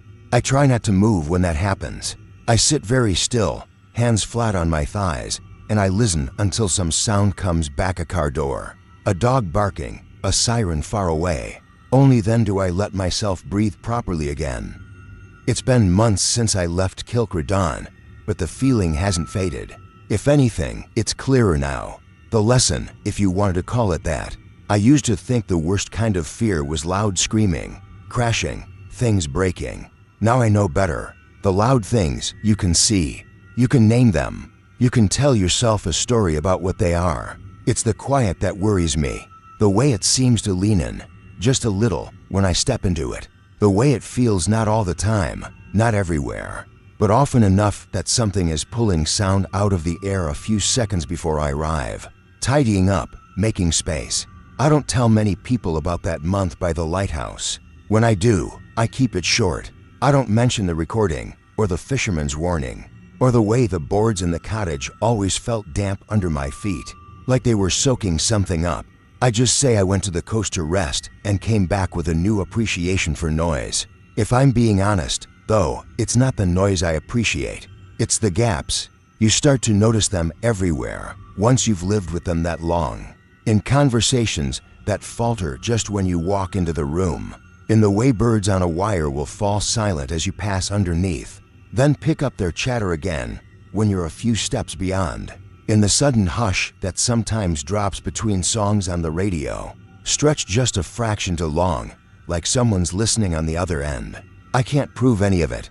I don't really want to. I just know that ever since Kilcredon, I have this feeling deep down, settled in the same place where the fear of my heart failing used to sit, that whatever lives in that silence isn't gone when I leave it behind. It's patient, it's attentive, and for reasons I don't understand, it seems to know when I'm coming. It's like the world hears me coming and hides. My name is Ivana, and I'm from Lidditz, Pennsylvania. I guess that matters because Lidditz isn't the kind of place where you expect strange things to happen. It's small and pretty and kind of proud of itself. We have festivals and a main street with flags and flower baskets. People still wave when they drive by. If you Google it, you'll probably see pictures of the square and the old Moravian church. What you won't see as much as the cemetery behind it.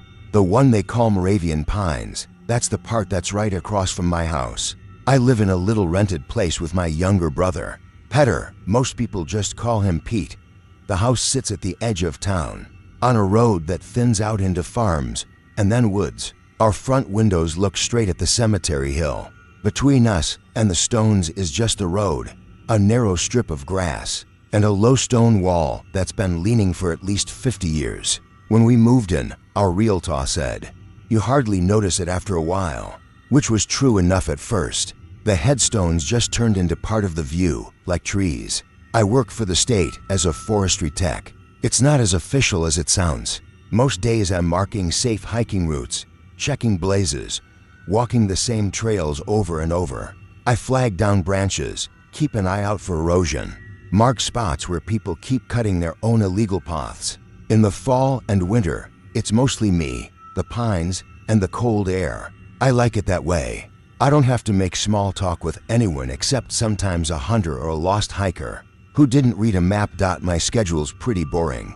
I'm up around 6, out the door by 7, in the truck with my thermos and a sandwich. Pete works second shift at a distribution warehouse, so we kind of trade places. I see him in the morning while he's half asleep, then again late at night when he comes in and drops his keys loud enough to wake the dead. We joke about that, especially with the cemetery right there. When you can see graves from your front step, you either joke or you move. The cemetery never bothered me. If anything, it was comforting. My dad died the year before we moved in, back in Scranton, and the last few months of his life were hospitals and machines and fluorescent lights that buzzed. Moravian Pines was the opposite. Old stones, tilted a little, pine needles on the ground instead of linoleum, wind moving through the branches, a soft, resin smell when the sun warmed the bark. There were days I'd come home from the forest and sit on our porch with a beer and just stare at the rows of stones, feeling more peaceful than I ever did in a church. Lidditz itself is quiet once you get off Main Street. At night you can hear dogs barking on the other side of town, and the occasional train in the distance. Our road doesn't have much traffic after 10. Every porch light hits the same patches of gravel and grass. Ours faces straight toward the cemetery gate. The first month we lived there, I kept that light off to save on the electric bill. Then winter came, and the early dark felt heavier, so I started leaving it on. The cemetery was familiar to me before it was strange. I cut through it sometimes on my days off if I walked into town. There's an unofficial path between the graves, packed down by years of feet. The place is small, maybe a couple acres, and a little overgrown at the edges where the pines crowd in and moss climbs the stones. Some graves have fresh flowers, some have old plastic ones faded to gray. A few have no names left at all, just soft, rounded slabs. The first odd thing I remember was the gate. It's an old iron gate on a low chain link extension someone added to the stone wall. You lift it, swing it, drop it into place. It squeaks and clanks. One morning, early fall, I was leaving for work, and the gate was standing wide open. That wasn't so strange by itself. People forget to close things, but the cemetery doesn't have regular hours. There isn't a groundskeeper on duty at dawn, and I hadn't seen anyone go in or out. I paused and looked around. The street was empty. It was cool enough that I could see my breath, and the air smelled like wet leaves. The dew on the grass was untouched except right at the path. There were footprints there, but the soil was packed and muddy most of the time, so that didn't say much. I told myself some teenager had come through late, or someone visiting a grave before work. I almost went across to close the gate, but my coffee was already cooling and I didn't want to make myself late. So I left it. The next morning, the gate was closed again. I figured whoever had left it open had come back. No big deal. A week went by, nothing happened. Then one Tuesday, same thing, gate wide open, early morning, road empty. It became a small background question in my head. Nothing more than that. Pete noticed other things before I did. One night, he came home around midnight, dropped his keys in the bowl, and said, "You go over there today or something." Over where? I was at the table working through some trail maps. The cemetery. He'd kicked off his shoes and was standing by the window, peeking through the blinds. There are flowers on that far corner. Weren't there this morning? People leave flowers, Pete. That's kind of the point. Yeah, but those are on one of the old ones. The ones nobody ever goes to. I've never seen anybody over there. And they look fresh, I shrugged, but I got up and looked. Under the orange wash of our porch light and the weak street lamp, I could see a cluster of white flowers, lilies maybe, or something similar propped against a stone I knew by shape more than name. The stone leaned back into a pine trunk, its face dark with age. I'd never seen so much as a flag on it, and I walked past it all the time. So someone finally remembered a great-great-aunt, I said. Good for them. Pete let the blinds fall back. Yeah, I didn't see a car or a person. A couple hours ago I came home from Wawa and there was nothing there. He made a face like he knew he sounded paranoid. Whatever. I'm tired. That was how it went at first. Small things, explainable if you wanted them to be. The motion light on the corner of our house clicked on some nights when no one was outside. I figured it was a cat or a raccoon or just the sensor being cheap. Sometimes I'd hear what sounded like a voice when the wind came down the hill, through the cemetery trees and across the road. Once, standing in the kitchen with the window cracked, I could have sworn I heard someone say my name in that sliding sound of air through needles. I heard it too, Pete said that time when I mentioned it. But it's probably in your head. You've been thinking about Dad a lot. He wasn't wrong. Grief is weird. It sneaks in through ordinary moments. You smell cigarette smoke in a grocery store parking lot and your brain says, "Oh, Dad." So when the wind said my name, or something like it, I told myself it was just another trick like that. My mind filling in syllables in the noise.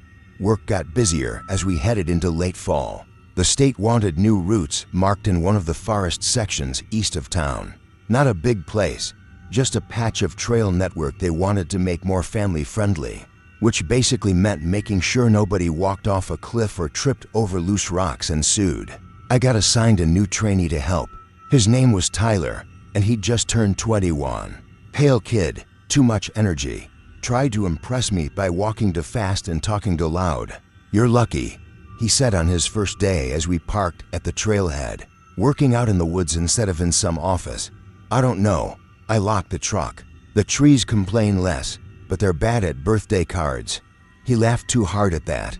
On the way in, our boots crunched over frozen ground and old needles. It was cold enough that our breath hung in front of us.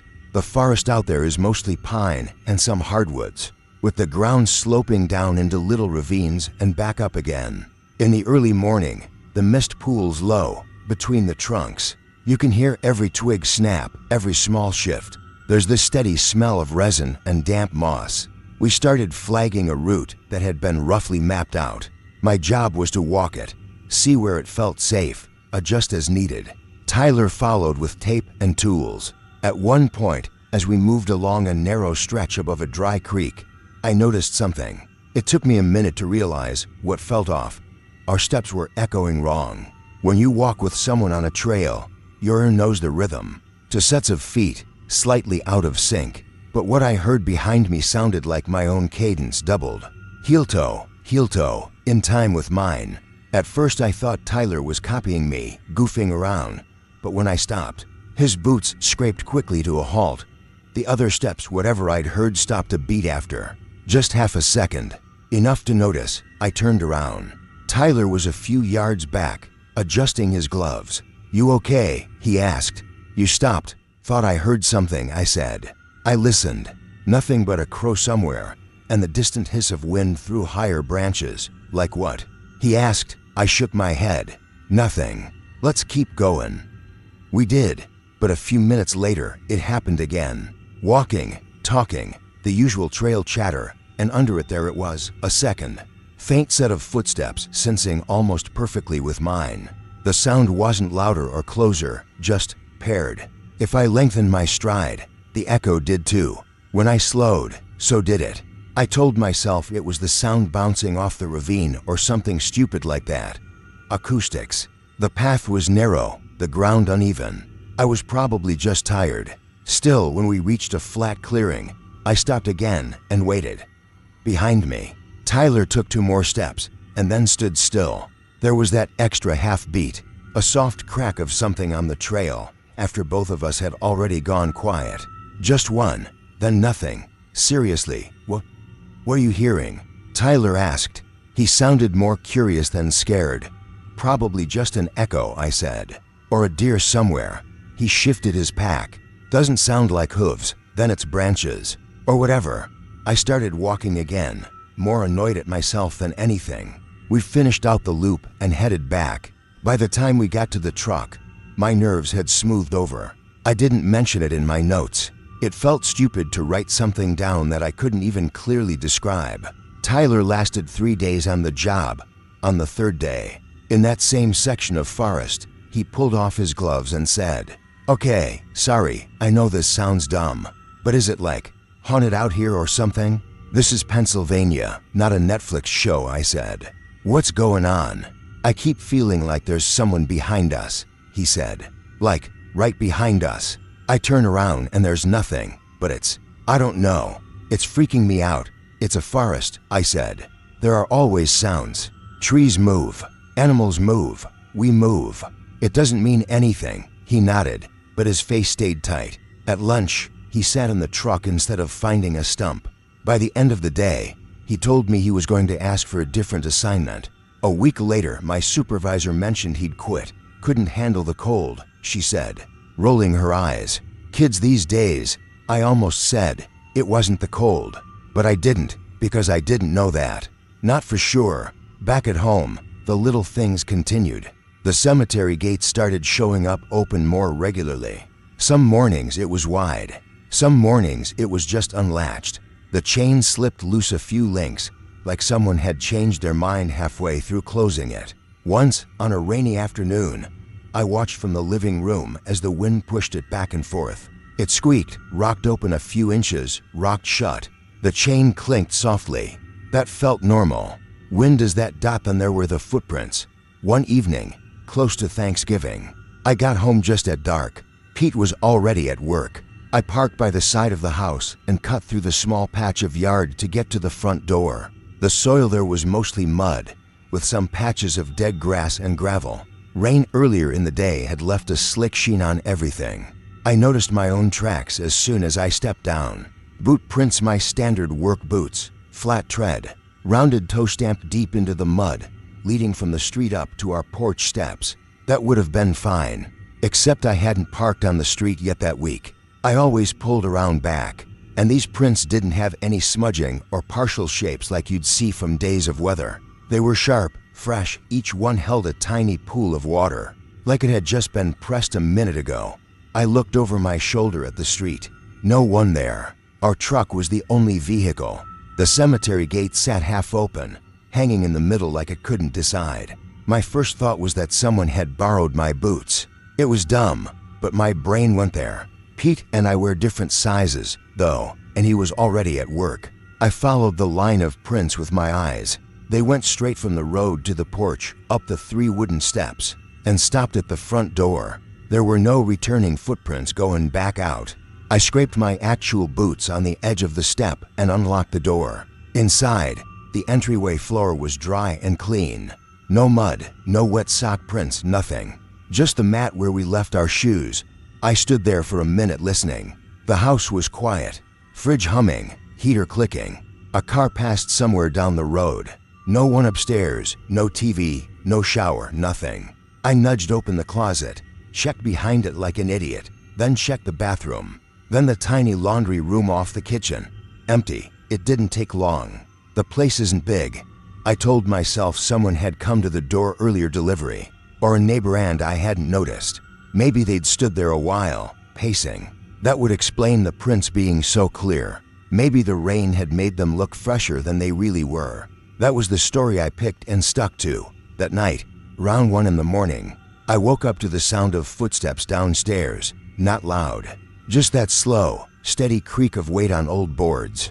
Someone moving from the front door toward the kitchen, then pausing, then shifting again. I lay still and listened, heart pounding in my ears. Pete was usually home by then, but I hadn't heard his keys or his usual muttered cursing when he struggled with the lock. Pete, I called. The steps stopped. Silence. Then I heard the front door open. The hinges squeaked. A draft of cold air slid under my bedroom door. There was a soft thump, like something small falling over. Then the door shut again. I got up, crossed the room, and opened my door. The hallway was dim, lit by the street lamp outside. I went down the stairs slowly, every step loud in my own head. When I reached the bottom, the living room looked the same. The front door was closed, locked. The chain was in place. The mat held to pairs of shoes, undisturbed. In the kitchen, though, the back door was unlatched. It wasn't open, just not fully closed. A thin line of cold air slipped through the gap. On the floor, near the threshold, were 3 muddy prints leading inward. Same shape as mine, same tread. I checked the locks. I checked the windows. I checked under the table, because that's what your brain tells you to do. Like someone is going to be hiding like a kid. Nothing. The house was empty. My phone buzzed, and it was a text from Pete. Sorry, overtime. Won't be home till 3. I stood in the kitchen with my hand on the doorknob, feeling the cold air, and tried to think of any normal explanation that didn't make me sound crazy. I came up with drafts and bad memory, and maybe the door hadn't clicked shut earlier, and maybe the mud was from my boots after all. I cleaned it up with paper towels. It was either that or let it dry there so I could stare at it. The next day, I stopped at the little borough office to look up some cemetery records. It wasn't a big plan. It was just something that popped into my head on the way back from the forest. If someone kept leaving the gate open and showing up with flowers, maybe there was some story I didn't know. Maybe it would be something boring like they'd sold new plots or added a section, and I could stop fixating on it. The clerk behind the counter was a woman in her 50s named Marlene. Everyone in town knew her. She'd been there forever. Her nails were always perfect, and she had this way of making you feel like you'd interrupted something important, even if the office was empty. Hey, Marlene, I said. Quick question. Do you have records from Moravian Pines? Like who's buried where and all that? She frowned like I'd asked for nuclear codes. What for? Curiosity, I guess, I said. I live right across from it. I've been seeing more people around there lately. Just wanted to know a little more. History and such. She tapped her keyboard without looking. Most of those records are old church stuff, she said. Not all in the system. You'd have to ask the pastor. Okay, I said. Is there anything here? Plot maps or? Somewhere, she said. Back in the cabinets. She looked over my shoulder at the doorway, then back at me. You really want to dig through that? I shrugged. If it's not a pain. She sighed like it was, then got up and disappeared into the back. I heard drawers sliding open, paper rustling. After a minute, she came back with a thin, dusty folder and a rolled-up paper rubber banded together. This is what I could find, she said. Don't take it out of the building, and don't expect it to make a lot of sense. Things weren't kept like they are now. I thanked her and sat at a corner table. The map was hand-drawn, yellowed, with little rectangles marked in faint ink. Some had names, some just had numbers. A few spots had been scratched out and overwritten. The folder held a list of burials by date and name, most of them from the 1800s, then thinning out toward the present day. As I scanned the names, I kept waiting to see something familiar. A neighbor's last name, a date I recognized. My own family was from the Scranton area, though, and I didn't expect to find Hruba anywhere. Still, I checked. I didn't find my name. What I did find was a pattern. Some of the newer burials, like from the last 30 years, had note marks next to them. A little asterisk, small and neat. At the bottom of the page was a key in tiny handwriting. Asterisk C alt record.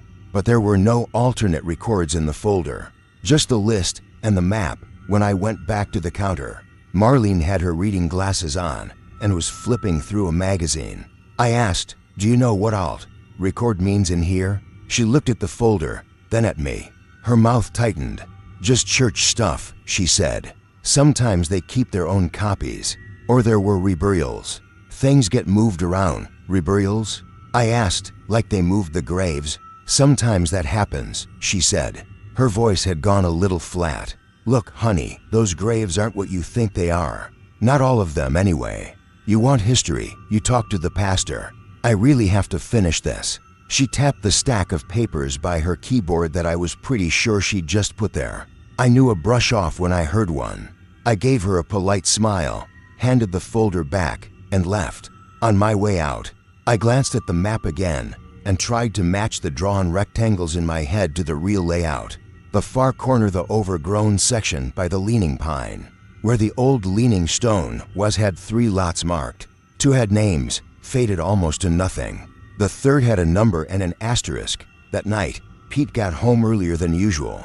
We sat on the porch with our coats zipped up, watching the cemetery across the road. The air was cold enough that the porch light made the mist look like smoke. "You've been weird lately," he said, nodding toward the stones.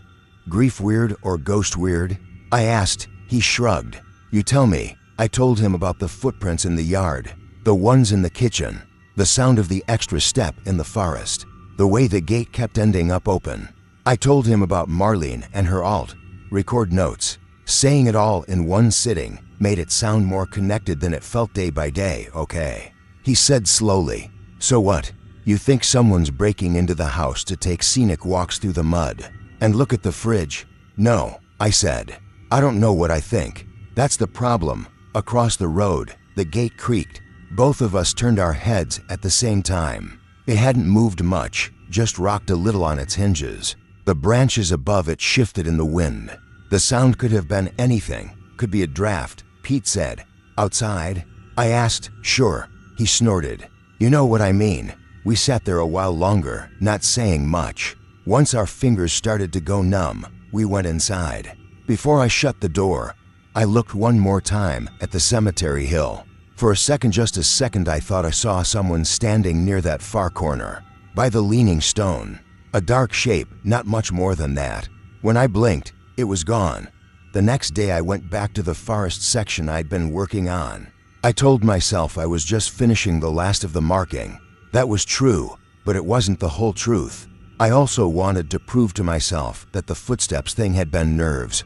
The air was colder than before, sharp enough to sting my nose. Mist hung low above the moss, pooling in the hollows. Every breath came out in a white puff.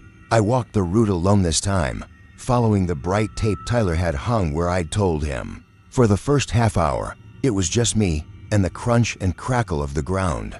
The forest was quiet in that deep way it gets in winter, when the insects are gone and the birds are somewhere else. I settled into my pace steady, measured steps, counting them in my head like I always did. It's an old habit. 1, 2, 3, 4. Mark the distance. 1 dash to dash 3 dash for dot then, somewhere past the halfway point. I heard that other rhythm slide in under mine dot at first. I tried to ignore it. I focused on my breathing, on the weight of my pack, on the tape fluttering ahead of me. But the sound settled into my ears anyway. Heel toe, just a fraction of a second behind me. Not loud, not close. Just there, like a second me walking a few feet back, matching my stride. My shoulders tensed. The hair on my arms stood up under my jacket. I told myself not to be stupid. Sound bounces in odd ways. The ground can carry it. Maybe I was hearing my own boots echo in that shallow ravine off to the right. Maybe I stopped. Behind me, the steps kept going for 2 more beats. Soft cracks in the needles. Then silence. My throat went dry. I turned slowly and looked back down the path I'd just walked. The mist hung low between the trunks. The tape I'd put up last week flapped gently on a branch. There was no one there. The trail in front of me looked different, though. Or maybe I'd just never really studied it before. My boot prints were easy to see in that damp soil, even if they softened quickly. The row behind me was uneven, some deeper, some faint. The row in front of me leading up the hill I hadn't climbed yet was crisp. Each print sharp and clean, toes pointing toward me, as if someone had just walked down from that direction. Same tread, same rounded toe, same spacing as mine. I stared for a long moment, trying to make my brain accept some normal explanation. Maybe I'd walked this way last week and forgotten. Maybe someone else with the same boots had used the trail. Maybe the ground held shapes longer than I thought and the rain had preserved them somehow. None of that made sense, but it was all I had. I stepped forward and put my boot down next to one of the prints. It matched almost exactly. My heel lined up with its heel. The width was the same. The only difference was that mine, when I lifted it again, left a wet edge where the old mud rose. The older print, if it was older, didn't crumble. It just sat there, undisturbed, full of cold water. "Okay," I said out loud, my voice sounding too loud. "Okay, fine." I walked the rest of the loop without stopping again. The extra steps faded, or maybe I just stopped listening for them. When I got back to the truck, I wrote up my report like normal. Trail marked, minor erosion, recommend one more check in spring. I didn't write anything about footprints. That night, I went through an old box of my dad's papers. It wasn't planned. I told myself I was looking for his pocket knife. I'd misplaced mine. But really, the day had cracked something open in my head, and I needed something to do with my hands. I paged through old letters, work forms, a few faded photographs. His handwriting looked smaller than I remembered. At the bottom of the stack was a folded piece of paper I didn't recognize. It was a printout from an email, the header cropped off, just the body left. I scanned it without thinking at first. Regarding the burial, it said, "We can arrange transfer to the family plot in Lidditz. As discussed, the cemetery there, Moravian Pines, still has available spaces. Records will be updated with alternate notation." My last name was there, halfway down. Hruba. It was weird seeing it next to the word burial. The date on the email was 5 years before Dad died. I hadn't known he'd even thought about being buried anywhere but Scranton. But that wasn't what set my teeth on edge. It was the phrase alternate notation. I sat back and listened to the house. The fridge hummed. The heater sighed on. Somewhere outside, a dog barked twice and then stopped. Across the road, through the thin curtain, I could see the faint outline of the cemetery hill, dotted with darker shapes. "Not all of those graves are what you think they are," Marlene had said. Maybe my father had planned on being buried there. Maybe he'd changed his mind. Maybe the alt record in the folder had nothing to do with us at all. None of it proved anything. It was just paper, old plans, bureaucracy. Still, when the motion light clicked on over the front porch and washed the living room in a sudden glow, I jumped. I went to the window and pushed the curtain aside. The porch was empty. The road was empty. The cemetery across the way sat in its usual quiet. The gate, which I was sure had been closed when I came home, hung open a few inches. The light caught the edge of it, making it shine. Behind me, in the hallway, I heard a single step on the floorboards. Just one, enough to make the wood creak. "Pete," I called. No answer. I reached for the hall light and flipped it on. The hallway was empty. His door was half open, the room dark. He wasn't home yet. The silence after my voice felt thick. I could say that was the moment I believed something was wrong. But that's not how it works. You don't flip from normal to haunted in 1 second. You just collect moments like pebbles in your pocket, until they're heavy enough that you can't pretend you're not carrying anything. I went back to the window. The porch light burned steady, aimed right at the stones on the hill. More than once since then, I've thought about changing its angle or just turning it off. It would be easy. One twist of the fixture, one flip of the switch. But I haven't. I still keep the porch light on, facing the stones. My name is Luke, and I'm from Lyon, France. I don't live there much these days, not really. I'm a travel journalist, which mostly means I sit in rental rooms staring at a laptop, pretending I'm discovering the world while actually just trying to file something, before an editor starts sending polite, worried emails. Last autumn I told myself I needed somewhere quiet to reset my head, which sounded healthier than hide from my inbox. That's how I ended up in St. Aubin, in the middle of nowhere, staying in a farmhouse that wasn't mine, in a room that didn't quite feel like it belonged to the house. The place was about as picture book rural as you can get.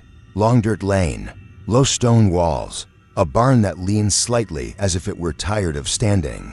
When I first stepped out of the taxi, the whole air smelled like warm hay and damp earth. You could hear a dog barking somewhere far off, and closer in there was this soft rhythmic clank from the barn, like a cow nudging metal or a rope tapping wood. It felt safe in this weird, old way, like nothing important had changed there for a long time. My hosts were an older couple, the Baudrys.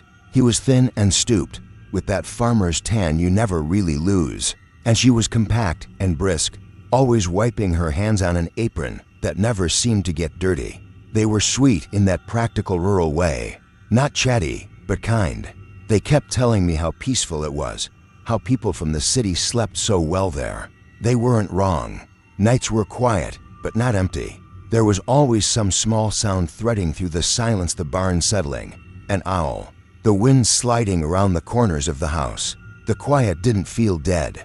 It felt occupied, I guess. Lived in. I liked it.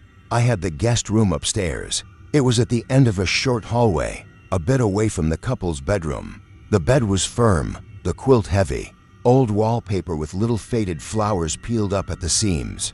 There was a desk under the window, dark wood, scarred, probably older than I am.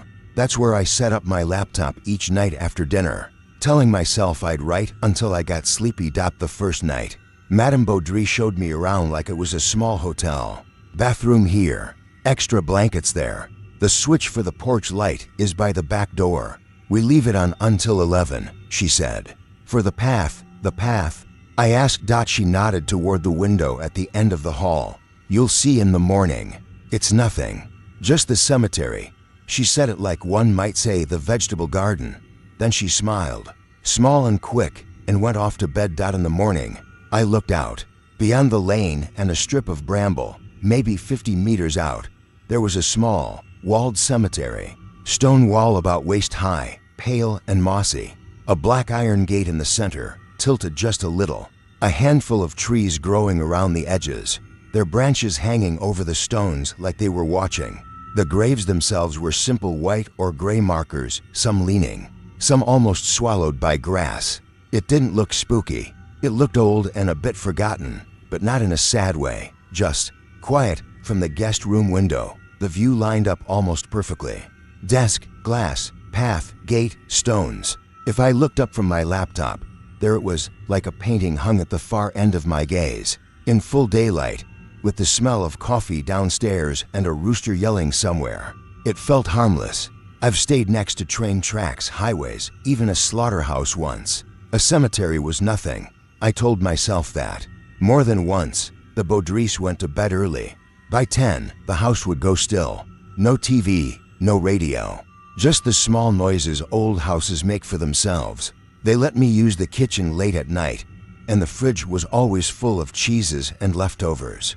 I'd pad downstairs in socks, make tea, and then set up at the desk in the guest room with the window cracked a little for air. My job, at least on paper, was to write a reflective piece on slow travel in the French countryside. Very tasteful, very quiet. I was supposed to talk about disconnecting, about listening to the land.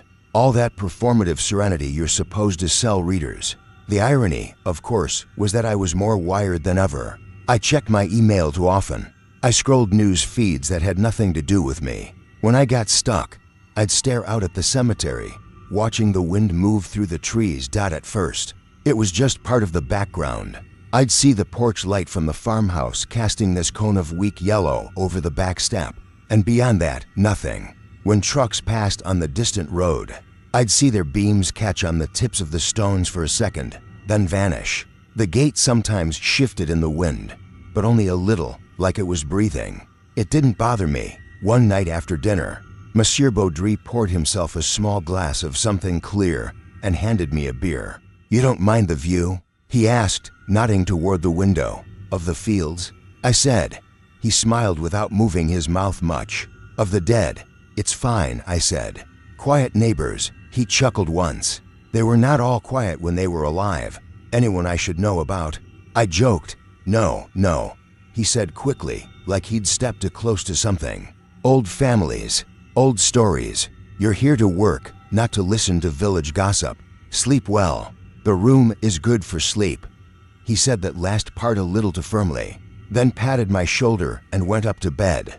The first odd thing was so small I almost didn't register it. It was maybe my third night there. The air had turned cooler, and the draft under the desk made my feet ache a little. I was typing some meaningless paragraph about listening to wind in the trees, very poetic, not very honest when the cursor jumped. I thought I'd brushed the trackpad. It happens. I was halfway through a sentence when the little vertical line hopped up for lines and sat in the middle of another word. I sighed hit the arrow key, and put it back. Then it happened again. The cursor slid on its own, smooth and deliberate, back to that same line. It didn't highlight anything or delete anything. It just went there, like someone pointing. I froze with my fingers above the keys, waiting for some glitch to sort itself out. Nothing else moved. No pop-ups, no weird keyboard behavior. I tapped another key. The cursor obediently stayed where it was and kept going. After a minute, I told myself I was just tired and maybe my hand had twitched twice without me noticing. I finished the paragraph and shut the laptop a little harder than necessary. When I stood up, I noticed how cold my legs were. The draft from under the desk was sharp now, like someone had opened a window I knew was closed. I bent to feel and found nothing. No gap, no loose board. Just old wood and a faint chill that faded as soon as I paid attention to it, whatever. I said out loud, "Old house, old wiring, old everything." I went to bed. I slept fine. The second thing was the gate. A couple of days later, I was out late walking the lane after dinner, trying to convince my body it still remembered what movement was. The sky was that dark blue that doesn't quite give up on light. The porch light cast its little circle. Beyond it, the cemetery was just a darker rectangle in the landscape, a patch of shadow among other shadows. As I walked past the gap in the hedge where you could see it clearly, I noticed the gate was standing open. Not wide, but enough that you'd call it open. I stopped. I'd seen it that afternoon when I went into town, and it had been closed, locked even, with one of those old rusty latches. Now it swung slightly, making the small, dry squeak whenever the wind nudged it. I walked a bit closer, staying on the road. It was probably nothing. Someone had visited a grave, forgotten to close it. Fine. Still, it felt odd at that hour. I strained my eyes, trying to see if there were any fresh flowers or disturbed soil. Nothing I could make out. Just shapes dot as I stood there. The insects in the ditch suddenly went quiet. Not gradually, just off. The night flattened around me in a way that made my ears ring. I realized I could hear my own breathing louder than I should. Then, a dog barked far away, and the normal sounds rushed back in like someone had turned the volume up again. The gate swung once more, slower this time. I told myself a fox had gone through, or a kid from the village taking a shortcut. I turned around, went back to the farmhouse, and made a joke about it to Madame Baudry while we washed the dishes. "The gate is open," I said. "Maybe you have late visitors." She didn't laugh. Her hands kept moving, but her shoulders tightened. "It closes by itself," she said after a moment. "The wind will take care of it, you sure?" "Yes, don't worry about it." Her tone was light, but she rinsed the plates a little faster, like she was on a timer. That night, back at the desk, I tried to write about something else. The countryside, the bread, the way time moved differently. Every time I reread a passage where I mention fear of missing deadlines, fear of irrelevance, the normal midlife stuff, I felt that draft again. The chill under the desk sharpened, like cold fingers around my ankles. I know how that sounds, but I'm telling you how it felt. The cursor started its little tricks again too. Not constantly, just once in a while. I'd finish a sentence, lean back, and watch the small arrow blink where I'd left it. Then it would slide up to a line I'd just written about being afraid of standing still, or afraid of becoming a ghost in my own life. It never moved to the descriptions of bread or trains or cobblestones. Only the lines about fear. "Okay," I muttered. "That's kinda weird." I ran a virus scan. Everything came back clean. I checked the settings. I turned the laptop off and on again, like a technical exorcism. For a while, it behaved. When it finally did it again, around midnight, I snapped the lid shut and went to brush my teeth, annoyed with myself for being spooked by what was probably some driver issue. As I walked back from the bathroom, towel over my shoulder, I glanced out the hall window toward the cemetery. The gate was closed. I told myself the wind had done it, or Monsieur Baudry, who'd gone out for some reason, though I hadn't heard the door. I didn't go downstairs to check. There's only so much rational investigation a person is willing to do before bed. The next afternoon, I ducked into the small grocery in the village to get more coffee. The woman at the counter was maybe in her 50s. with sharp eyes and a cardigan that had seen better years. There's always one person like that in a small town, the unofficial librarian of everything that's ever happened. You are at the Baudry farm, she said when I put my things down. It wasn't a question. Yes, just for a week or two. For the article, she added. Madam said, you like it? It's lovely, I said. Very quiet. And the room? She asked. I hesitated. It's good. A little drafty. She pressed her lips together like she was holding in another question. Her gaze drifted past me to the window that looked out toward the general direction of the farmhouse. Though you couldn't see it from there. You sleep well? She said. Yes, I lied. Mostly. She nodded slowly, bagged my things, and then, just as I was turning away, added, their son used that room. Before. Before what? I asked. She shook her head. Before he moved.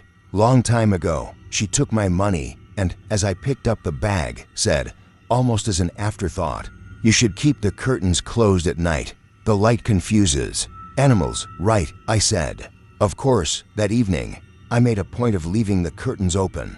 It felt childish to do the opposite of what she'd suggested, but I wanted to prove to myself that I wasn't going to be pushed around by other people's superstitions or my own. The laptop behaved for an hour or so. I got into a decent rhythm, describing a morning walk, the way the fields looked with the mist lifting. Then I decided to reread a section I'd written the first night. As I scrolled up, the cursor jumped again, settling on a line I didn't remember writing. I woke up at 3 in the morning with earth under my nails. I stared at it. The phrasing was mine. I could hear my own cadence in the words, but I had not typed that sentence. I would have remembered. It was too specific, too off from the rest of the piece, which was all about bread and trains and the luxury of slowness. I clicked around the file, looking for signs I'd been hacked or some older draft I'd forgotten to delete. Nothing. It was the only strange line in an otherwise bland document. I deleted it. I told myself I'd put it there as a note to self and forgotten. I saved the file, closed it, reopened it. The sentence was gone. I felt ridiculous for how relieved that made me. The room felt colder. Not the house, not the hallway, just the guest room. I stood up, rubbed my arms, and checked the radiator. It was warm. The air wasn't. There was that smell you get in old cellars, damp but faint, mixed with hay and the ghost of cigarette smoke in the wallpaper. Outside the window, the cemetery sat in its usual place. The porch light threw a thin line across the path, just enough to pick out the top of the gate. It was closed again. Trees moved slowly in the wind. Nothing dramatic. When I turned back to the desk, there were faint smudges on the floorboards, darker than the wood. I squinted and bent down. They looked like muddy footprints, but not sharp, more like something damp had been tracked in and then half dried. 4, maybe 5 shapes, leading from the door toward the desk and then fading out. I checked my own socks. They were clean.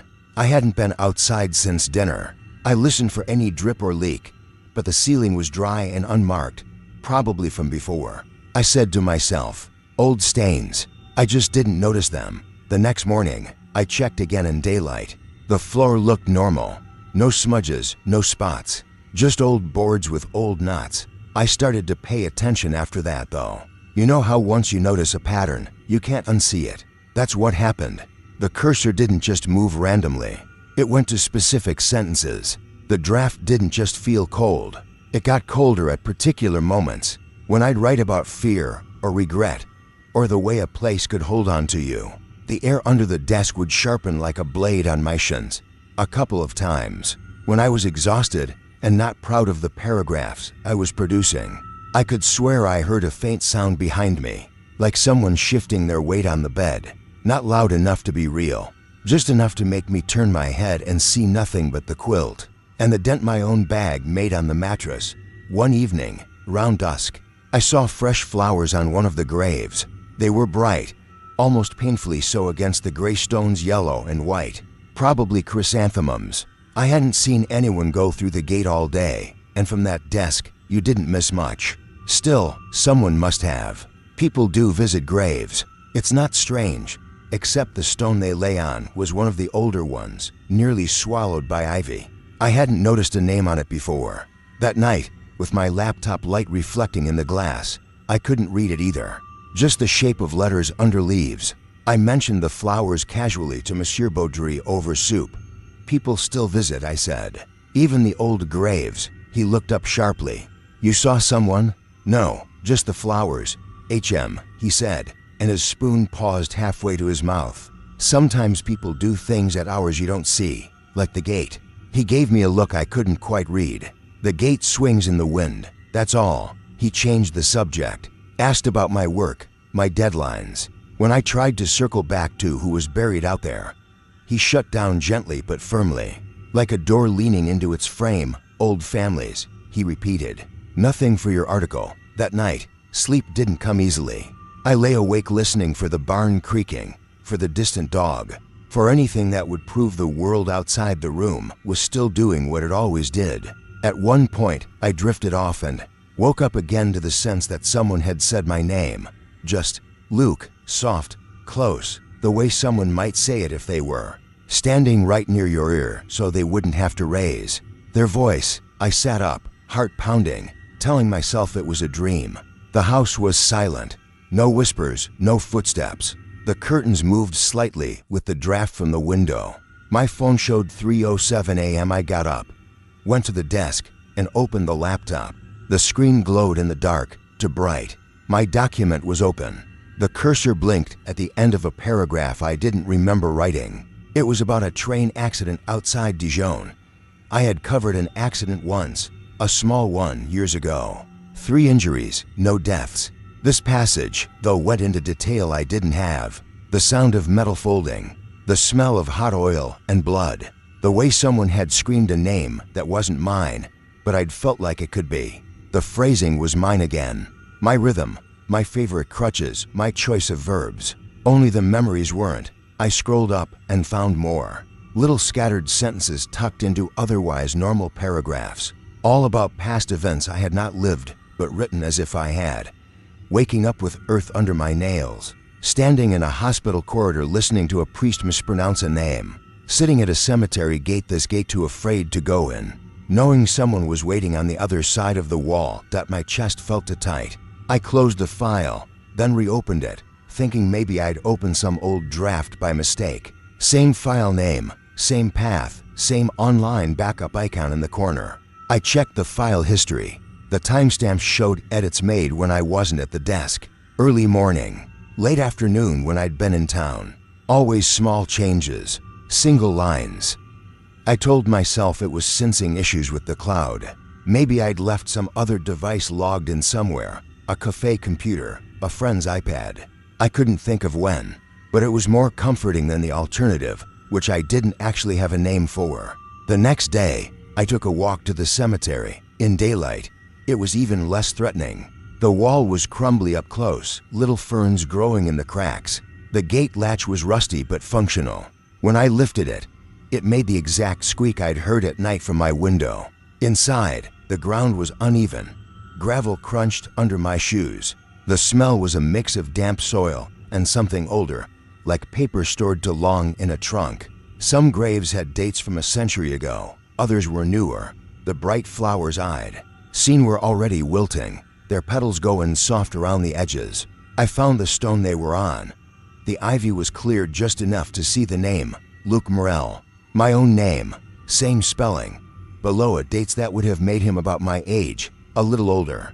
Depending on the month, there was a line under the dates, something worn almost flat by time and weather. I bent close, squinting. The only words still really legible were B-name and Suvian's toy. Beloved, remember, I laughed once, too loud for the quiet place. It was stupid. There are plenty of lucks, plenty of morals. It's not like my name is insanely rare. It was a coincidence, that's all. A neat hook for an article, if I'd been that kind of writer. I straightened up quickly and stepped back, feeling guilty and a little sick on the way out. My foot slipped in a patch of mud I hadn't seen. I caught myself on the gate, slammed it by accident, and left a smear of wet earth along the iron. When I got back to the farmhouse, I washed my hands twice before lunch. I kept glancing down at my nails, half expecting to see dirt I'd missed, packed in dark. In the afternoon, I asked Madame Baudry about the grave. I kept my tone light, like I was making conversation for fun. "There's a morel in the cemetery," I said.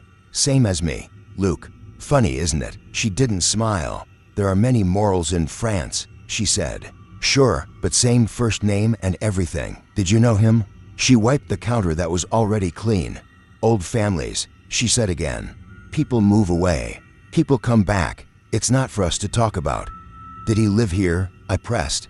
"In the house?" She set the cloth down, folded it carefully, and looked straight at me. "Those graves aren't what you think they are," she said. "Eat your supper while it is hot." That should have been a joke. The way she said it, it wasn't. I wanted to push, to say, "What do you mean?" But something in her expression made me stop. It wasn't fear exactly. It was a resignation, like she'd already played this scene before and knew it wouldn't help. That night, I almost didn't open the laptop. I told myself I could take one evening off, read a book, watch downloaded episodes of something dumb. But my fingers itched in that way they do when a story is happening whether you like it or not. I sat at the desk. The air under it was cold immediately, as if it had been waiting. I opened the document. The cursor blinked at the top, then slid down on its own to the section about the cemetery. Like a dog going to its favorite spot on the couch, I watched it. I didn't touch the keys. Slowly, letters appeared. Not in a rush. Not like in movies where messages slam onto the screen.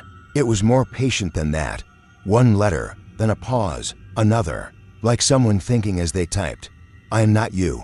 I stared, throat dry. The sentence sat there, stark and ugly in the middle of my polished paragraphs about bread and mist and slow mornings. The cursor blinked at the end of the line, waiting.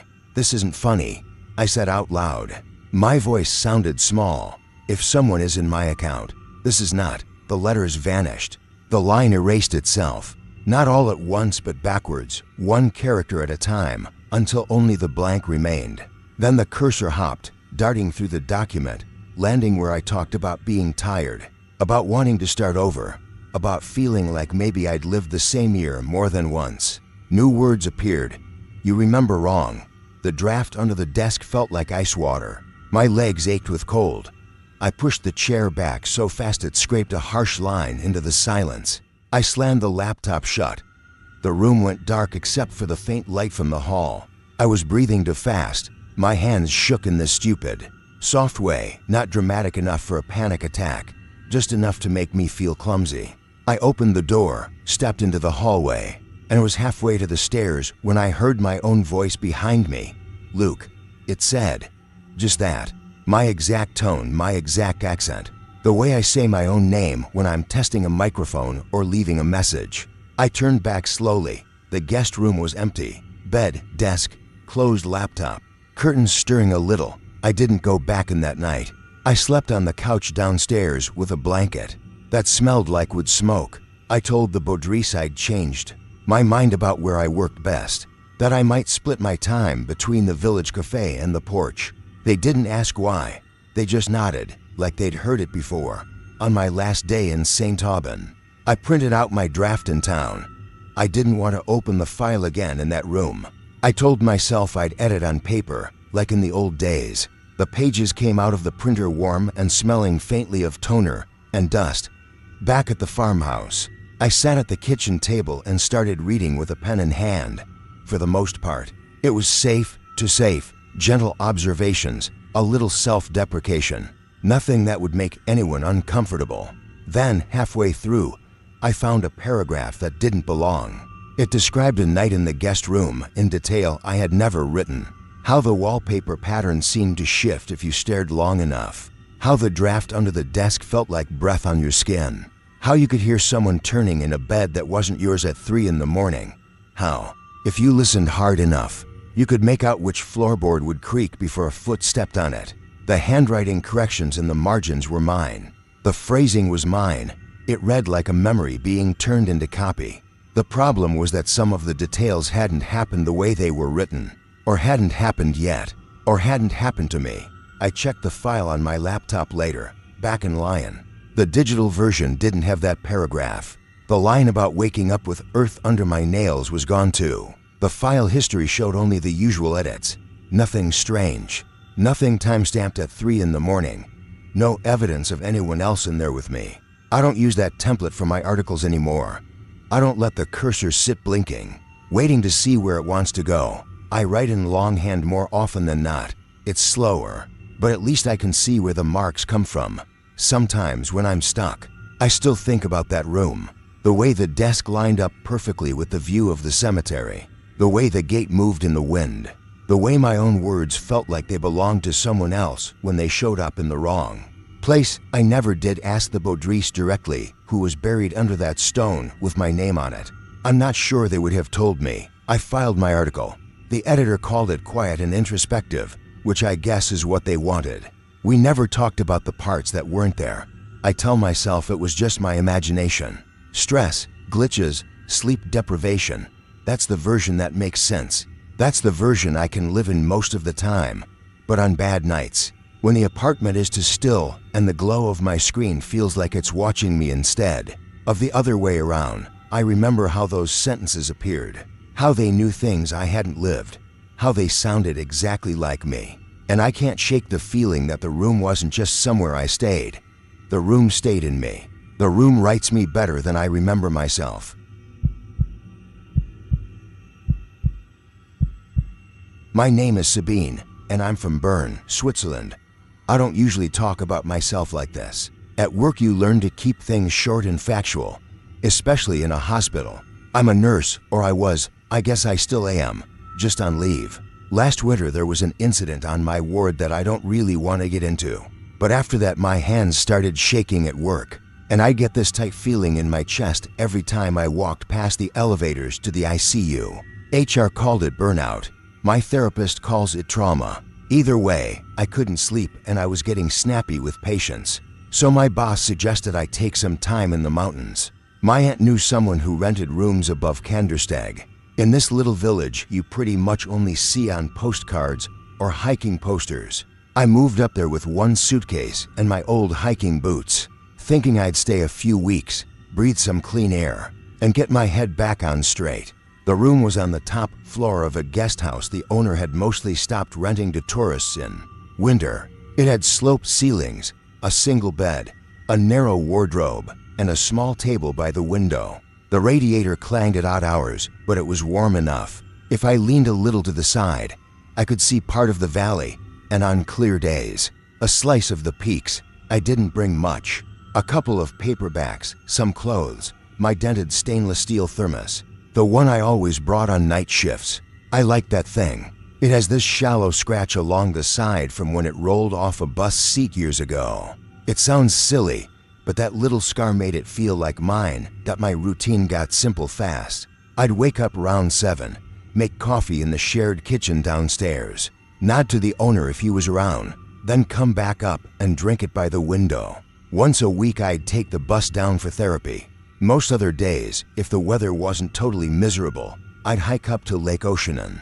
If you've never been there, it's one of those places that doesn't really feel real the first time you see it. The lake sits in this bowl of cliffs and forest, and the air is thin in a way that makes your lungs feel both cold and clean at the same time. Even when there are other people around, it feels quiet. Sound travels funny up there. A dog barking on the far shore sounds close, and cowbells from way up the slope kind of float in and out. I found the bench on my second day. It sits a little off the main path, not far from the water, but just high enough that you can see most of the lake without turning your head. The first time I sat on it, the boards were stiff with frost, and the grass around the legs was pale and brittle. My jeans got damp, but I stayed anyway, hands wrapped around my thermos, trying not to think about monitors and alarms and the smell of disinfectant. I started calling it my bench in my head. I know that's stupid. It was just an old wooden bench, the kind that creaks if you shift your weight too much. But it was where I went to not be anyone's nurse or colleague or family, just a woman with a thermos and a view. On most days, I didn't see many people on the way up. Sometimes a couple with trekking poles would nod at me, or a group of kids on a school trip would pass, laughing too loud for the place. I kept my earbuds in even if I wasn't playing anything, just so I had an excuse not to talk. My therapist had told me to avoid too much isolation, but honestly, talking felt harder than silence. So that's how it was for a while. Walk up, sit on the bench, drank whatever I'd brought, walked back down before the light got too low. I guess I liked how predictable it was. After the chaos of the hospital, knowing exactly what the next hour would look like was its own kind of medicine. The first time I saw the other thermos was about 3 weeks in. It was a cold morning. Colder than usual, the kind where the air stings your nose a little when you breathe too hard. I remember because I almost turned back halfway up. I hadn't slept much the night before, and my legs felt heavy. But habits are stubborn, and I didn't have anywhere else I wanted to be, so I kept going. When I stepped off the path toward the bench, I noticed something sitting on the far end of it. At first I thought it was just a forgotten water bottle or maybe a lunch container. People leave things all the time. But when I got closer, my stomach did this little flip. It was a stainless steel thermos. Same height, same shape, same black plastic cap. I stood there for a second, just looking at it. I know how it sounds, getting spooked by a piece of metal on a bench, but it looked exactly like mine. So exactly like mine that without thinking I set my backpack down and unzipped it, just to make sure that my thermos was right where I'd packed it, next to my folded scarf. Cold to the touch, I picked up the one on the bench. It had some weight to it, not heavy, but not empty. The metal was slightly warmer than the air. There was even a faint smudge on the side, right where I usually grab mine. It's funny what your brain does. For a moment I wondered if I'd somehow carried 2 of them up. Like maybe I had bought a second one at some point and forgotten, which doesn't make sense. I'm not that scattered, even now. Then I noticed the scratch. My thermos has that thin, shallow line running about 2 inches down the side, just under the brand logo. It's not deep, but you can feel it with your nail. I turned the bench thermos slowly, and there it was, same spot, same length. I actually laughed a little, this short, nervous sound. It felt like a prank. Except no one really knew I came up here every day. The owner of the guest house did, I guess, but he was in his 70s and walked with a cane. He barely made it up the stairs. I set the strange thermos down and opened my own, just to have something normal to do. The coffee inside was lukewarm. I drank it anyway and watched the lake, trying not to keep glancing over at the other one. After a while, I unscrewed its cap inside. It was tea. Chamomile, if I had to guess. There was a steam ghosting up from it, thinner than what you'd get from boiling water, but still there. It smelled faintly like honey. That part unsettled me more than the scratch. I drink chamomile sometimes at night to help with sleep. I hadn't told anyone that. It's not exactly personal, but it's not something you just mention to strangers, okay? I said out loud. I don't know who I was talking to. Okay, that's weird. I didn't drink it. I thought about it, then pictured some hiker coming back, pissed that some random woman had helped herself to their drink. So I put the cap back on, slid down to the other end of the bench, and finished my own coffee. By the time I left, the steel of the strange thermos had gone cold. On the hike down, I tried to be reasonable about it. A lot of people buy the same kind of gear. Stainless steel thermoses aren't exactly rare. The scratch could have been a coincidence. The chamomile was just fine. A lot of people drink tea. Sabine, you're not special. I told myself all of that, and it worked pretty well until I got back to my room, took off my backpack, and put my thermos on the table. There was a faint ring on the wood, a circle the exact size of the base. It could have been from the day before, or the day before that. I don't always wipe it up, but for some reason, seeing that damp circle made my heart beat a little faster. Like the bench and the room were closer than they should be, somehow. The next day, I packed my thermos as usual. This time I filled it with plain hot water and a slice of lemon. I don't know why that felt important. Maybe I just wanted something different from the chamomile smell stuck in my head. When I got to the bench, there was no one around. No other hikers in sight. No voices, no cows on the slopes. Just that distant kind of quiet you get in the mountains, where you can still hear tiny things, like the gravel shifting under your boots or the wind scraping along the rocks. The thermos was there again. Same spot on the bench. I checked my bag. Mine was still inside, warm against my fingers. I picked up the bench thermos. Warm again. When I opened it, a soft cloud of steam came out, and the smell hit me before I even saw the slice floating at the top. Lemon.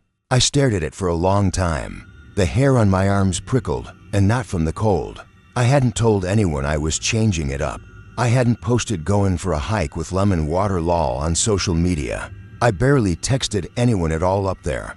I scanned the shore, expecting to see someone leaning against a tree, laughing at me, holding up their phone like, "Got you." But there was nobody, just a crow hopping near the water and the low clanking of cowbells somewhere higher up. I told myself it was a coincidence. It had to be. People bring tea, they bring coffee, they bring lemon water. Maybe some other woman with a similar thermos had been using the bench before me, and the timing just lined up. I sat down, set both thermoses between my feet, and just listened. The wind tugged at my hood. A tiny rock rolled down from somewhere behind me, clicked against another, then settled. You know when something is too quiet, and you start listening for a noise that isn't there. That's what it felt like. I didn't touch the lemon water. Over the next week, I tried not to change anything. I thought if I stopped being weird about it, it would stop being weird, if that makes sense. I'd wake up, make coffee or tea, pour it into my thermos, and head up every day I went. The other thermos was already there, and every day when I opened it, it had whatever I'd thought about bringing. Not always what I had actually packed, but what I'd considered. One morning I debated making cocoa, then decided it was too much trouble and stuck with coffee.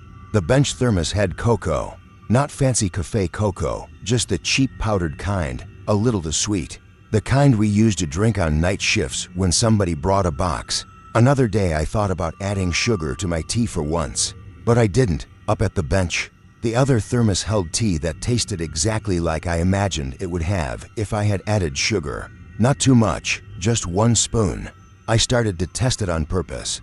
I'd stand in the kitchen and decide on something very specific in my head. Black coffee with 1 sugar, plain hot water, half coffee, half hot water, like we used to make when the caffeine started to make us jittery. Sometimes I made the drink and brought it. Sometimes I didn't. It didn't matter. The thermos on the bench always matched the version I'd decided on first. There were explanations. Sort of. Maybe I was unconsciously making the same thing every time and then forgetting. Maybe I was mixing up what I'd actually packed with what I found. Memory is tricky, especially when you're tired and stressed. I'd seen enough families argue in hospital corridors about who said what to know that still. It was starting to bother me more than I wanted to admit.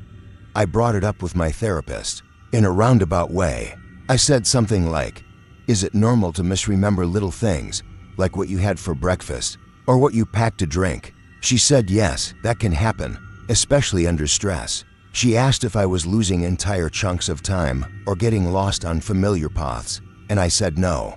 I told her I'd started hiking to this lake every day, that I'd found a bench I liked. She smiled and said that sounded healthy. I didn't mention the thermos after that session. I started to keep track. I wrote down what I planned to make before I made it. Tuesday, thinking of mint tea. Then under that, actually made coffee. I took a photo of the note on my phone. Then I packed my bag up at the bench. The thermos was there, like always. I uncapped it, and the smell of mint hit me. I don't even like mint tea that much. Back at the room, I looked at the photo on my phone for a long time. The handwriting was mine. The timestamp was right.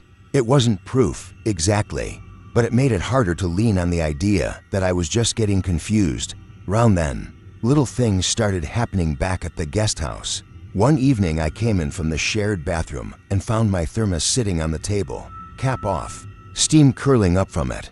I was sure I hadn't boiled water. I'd meant to, but I'd decided I was too tired and just gone to brush my teeth instead, another time. I woke up in the middle of the night to this faint metallic clink, like something bumping against another thing. It took me a while to place it.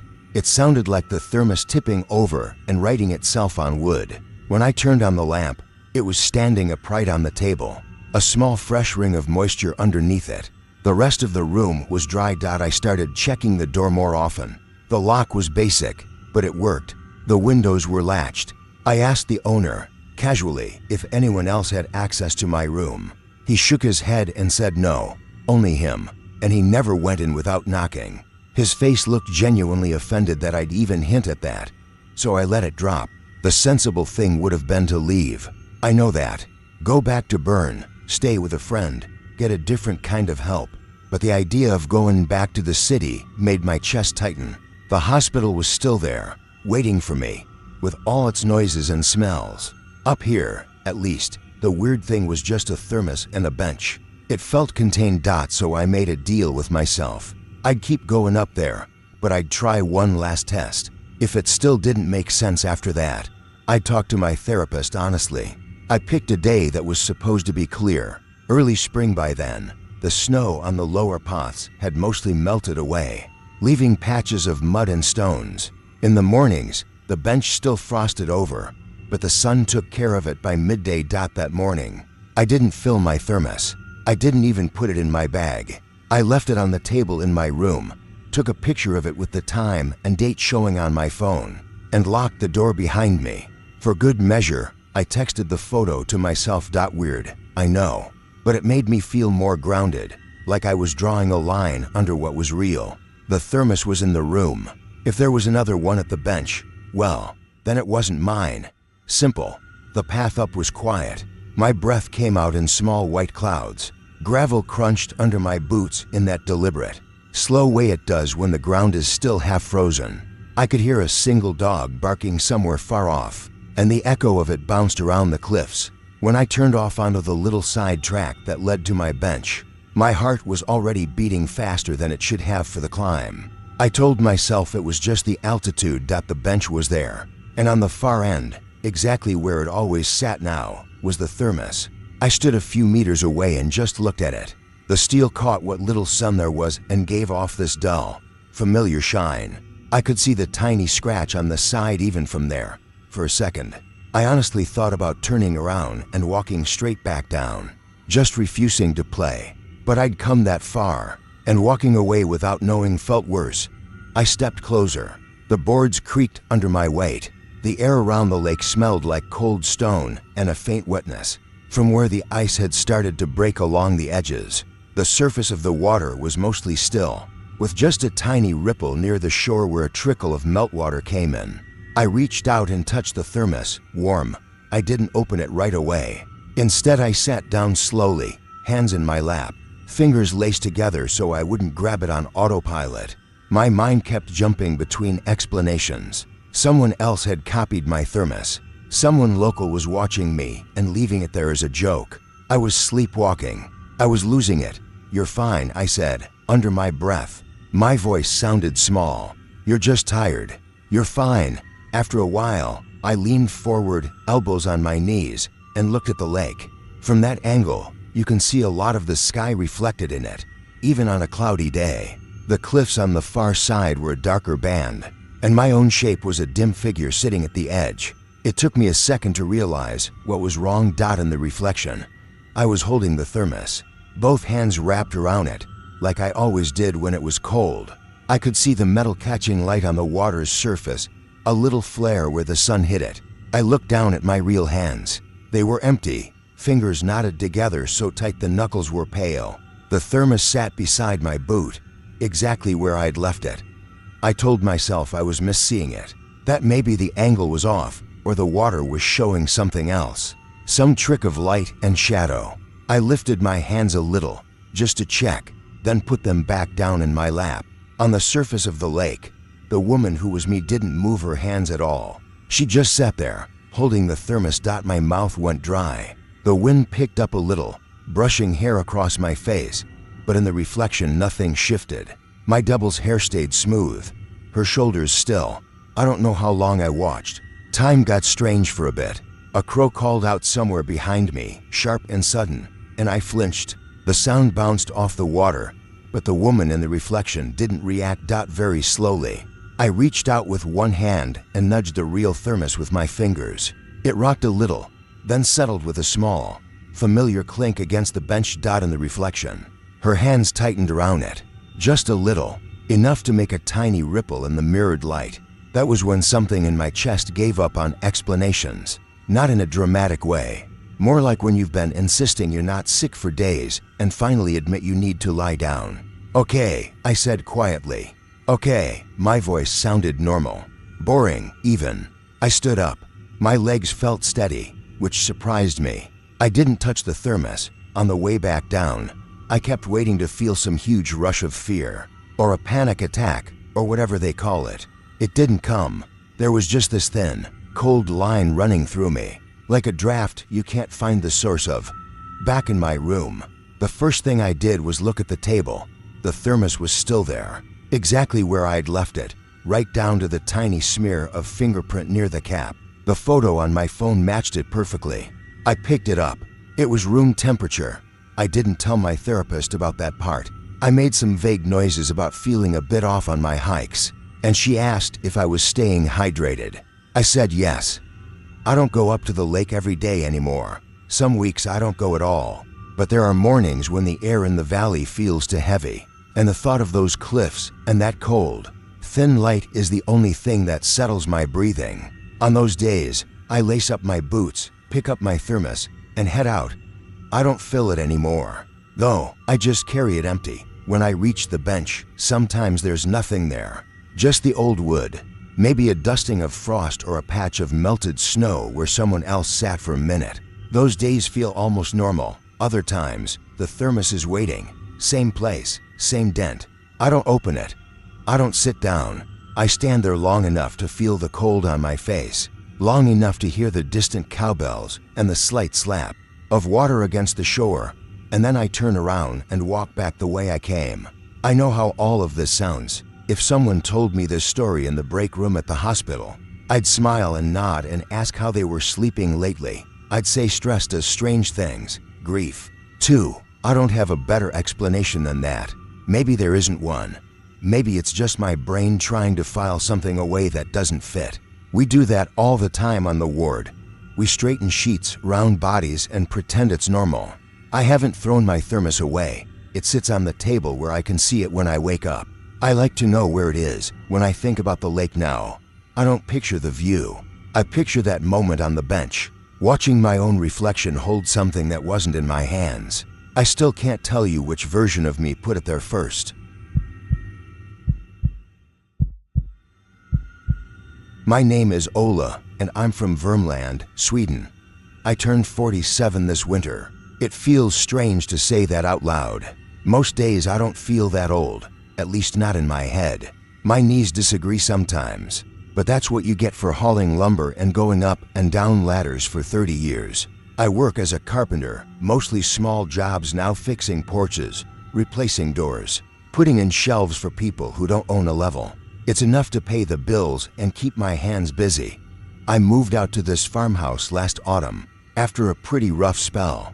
I'd been dealing with insomnia for almost a year, not just a few late nights full on, wide awake at 3 in the morning, counting the lines in the ceiling. I tried pills, tea, podcasts where somebody talks about trains for an hour in a soft voice. None of it really stuck. My doctor said a quieter place might help. Less noise, fewer screens, more routine. So when this old place outside the village went up for sale, I went to look at it. It sits on a kind of rise, surrounded by fields and a strip of forest. The barn is leaning slightly, like it's listening in. In winter, the snow comes up high against the red-painted walls, and the wind wraps around the corners with a low, steady sound. On clear nights, you can see more stars than feels normal. The nearest main road is far enough away that most of the time, you just hear yourself, the stove, and sometimes a distant dog barking. People talk about quiet like it's nothing, but it has weight to it out here. I live alone. I was married for a long time, and I still talk to my ex-wife, but it's different now. Our daughter is 16. She lives with her mother in Karlstad and comes out on some weekends, when the weather isn't too awful and the bus actually runs. I've got a small room fixed up for her under the eaves, with a desk and a slanted window. She says the house is cozy in that careful way teenagers have when they're trying not to sound mean. She complains that the cell service sucks, and then spends half the visit taking pictures of the snow. The farmhouse itself is, well, it's old. The kind of old where the floors have a memory of everyone who ever walked on them. The kitchen leans one way, the hallway leans another. And if you drop a ball in the living room, it's not easy to guess which direction it'll roll. The paint is cracking in places, the windows need sealing, and every door has its own little trick if you want it to close properly. I like that mostly. An old house gives you work to do. It's something to push against. The seller sold me on it though. The entrance is off the hallway, a door with a stiff latch and a draft under it. The stairs go down along the outer wall, shallow and uneven concrete steps. And at the bottom there's a low ceiling with thick beams that someone shorter than me must have installed. The walls are stone, still holding a bit of cold even in late summer. When you pull the chain for the bare bulb, it comes on with a soft buzz and a tired yellow light. It's not fancy, but I saw right away that I could set up a workbench down there, store wood, maybe even get back to some personal projects. My nearest neighbor is a man named Leonard. He lives a couple of kilometers down the road, closer to the forest line, in a house that looks like its twin. He must be in his 60s, gray hair, hands like knots. The first time he came by, he brought a bag of frozen elk meat and a bottle of something strong enough to clean an engine. He said his parents used to own my farmhouse. We stood in the kitchen, and he looked around like he was checking up on an old friend. "The walls remember," he said, patting the doorframe. "This house keeps memories." He said it in a casual way, like he was talking about insulation. I laughed and said that was good, because my memory wasn't what it used to be. He smiled, but he didn't say I was joking or anything. He just nodded like, "Yeah, that's how it is." The first weeks, I slipped into a routine. I'd get up around 7, even if I hadn't slept more than a few hours. Coffee first, strong, black. Then I'd check the stove, carry in wood from the shed, and make sure nothing had frozen that shouldn't. Some days I went out for jobs. Other days I stayed home and worked on the house. When the light faded, which it does early up here in winter, I'd cook something simple, maybe call my daughter, and try to go to bed at a normal time. My doctor said that was important. Even if you can't sleep, you lie there and teach your body when night is, right from the start. The cellar steps bothered me. They were worn in the middle and slick when my boots were wet. The railing was too low and wobbled when you leaned on it. I told myself I'd fix them as soon as I settled in. But you know how it goes, other jobs felt more urgent. The kitchen window, the bathroom tap, ceiling drafts. I kept going up and down those steps with armfuls of wood, telling myself I'd be careful. One afternoon in January, I nearly went all the way down on my back. My boots were packed with powdery snow that melted the second I hit the warmer air below. My foot slid, and I caught myself on the wall so hard my shoulder hurt for 2 days. After I got my breath back, I just stood there and stared at the steps. That was it. No more excuses. They needed new treads. The next morning I carried down boards, a clamp light, and a box of tools. The air in the cellar had that damp stone smell, mixed with a trace of pine smoke from the stove upstairs. When I stomped my boots, the snow scattered off in little white fragments and softened into wet patches on the concrete. I set the clamp light on the beam, angled it at the stairs, and laid my tools out on the old bench: drill, hammer, tape measure, pencil, screws, level, crowbar. It wasn't neat, but I knew where everything was. It was the kind of work I like. Straightforward, physical, enough thinking to keep your brain focused, but not enough to tie it in knots. Measure, cut, test, adjust, repeat. The saw groaned a little on the thicker parts of the wood, and the smell of fresh sawdust cut through the cellar's dampness. Every time I turned the saw off, I listened to the silence settle back, the faint drip of melting ice, the creak of the house when the wind shook it, the muffled tick of the clock upstairs stepping through the day. At some point I went up to refill my coffee mug and warm my fingers over the stove. I got distracted by a text from my daughter, then by the kettle, then by a draft I felt under the back door. I put a towel there and stood for a minute, just breathing in the smell of pine smoke and wet wool. When I headed back down, the house felt almost too quiet, like it was holding its breath. I opened the cellar door and pulled the chain for the bulb. The light flickered once, then stayed on. My tools were not where I'd left them. They weren't missing. They were ranged. The drill sat smack in the center of the bench, lined up with the edge. To its right, the tape measure, perfectly parallel. To the left, the square. The hammer hung on a nail above, head tilted just so. The screws had been sorted into 3 small piles, all the same size. My pencil lay at a right angle to the tape measure, point sharpened clean and fine. I stood on the last step, one hand on the railing, the other round my mug. Steam rose into the cold air. For a second, my brain just refused to process what I was seeing. Then it grabbed the closest explanation. "Yeah, okay," I muttered. "Sure, I did this." I told myself I must have moved everything before going upstairs. Maybe I'd decided to be organized for once. People do that, right? You get a rush of motivation and line everything up like some magazine picture. I could just have been on autopilot and not remembered. I'd been tired. My sleep was still weird. There were gaps, little moments missing. It wasn't a big thing. Tools get moved. People forget stuff. I put the drill back where I thought it belonged, shuffled the other things around a bit, and got on with the steps. Over the next week, I worked down there most days. The weather went in and out of heavy snow and that bitter, clear cold where the sky looks like glass. Each time I came back to the cellar after being upstairs, the tools were neater. One time, the drill bits were sorted by size in a perfectly straight line. Another time, the clamps were hanging on the side of the bench, largest to smallest. Their jaws all turned the same way. The tape measure sat exactly in the middle of the bench, the hook end hanging just over the edge like it was ready to be grabbed. The pencil was always sharpened to a perfect point. Even when I knew I'd worn it flat the day before. It wasn't just neat. It was familiar. My father kept his tools like that. I didn't think about him a lot, not in words, but the memory sat there like a shape under a cloth. When I was a kid, he'd let me stay in the workshop as long as I didn't touch anything without asking. At the end of the day, he'd clean and put everything back, same order every time. You could blindfold him and he'd still know where the 10mm wrench was. I used to roll my eyes when he said, "If you respect your tools, they'll respect you." I never kept my own bench that tidy. I always felt like I was faking it when I tried. But standing in my cellar, I could see his pattern, clear as if he'd laid it out himself. The first time I really felt something was off was one night around 3 in the morning. I woke up without the usual panic. No racing heart, no dry mouth. I just came up out of sleep, like surfacing. The bedroom was dark, except for a thin stripe of light from the street lamp filtering between the curtains. The house was quiet.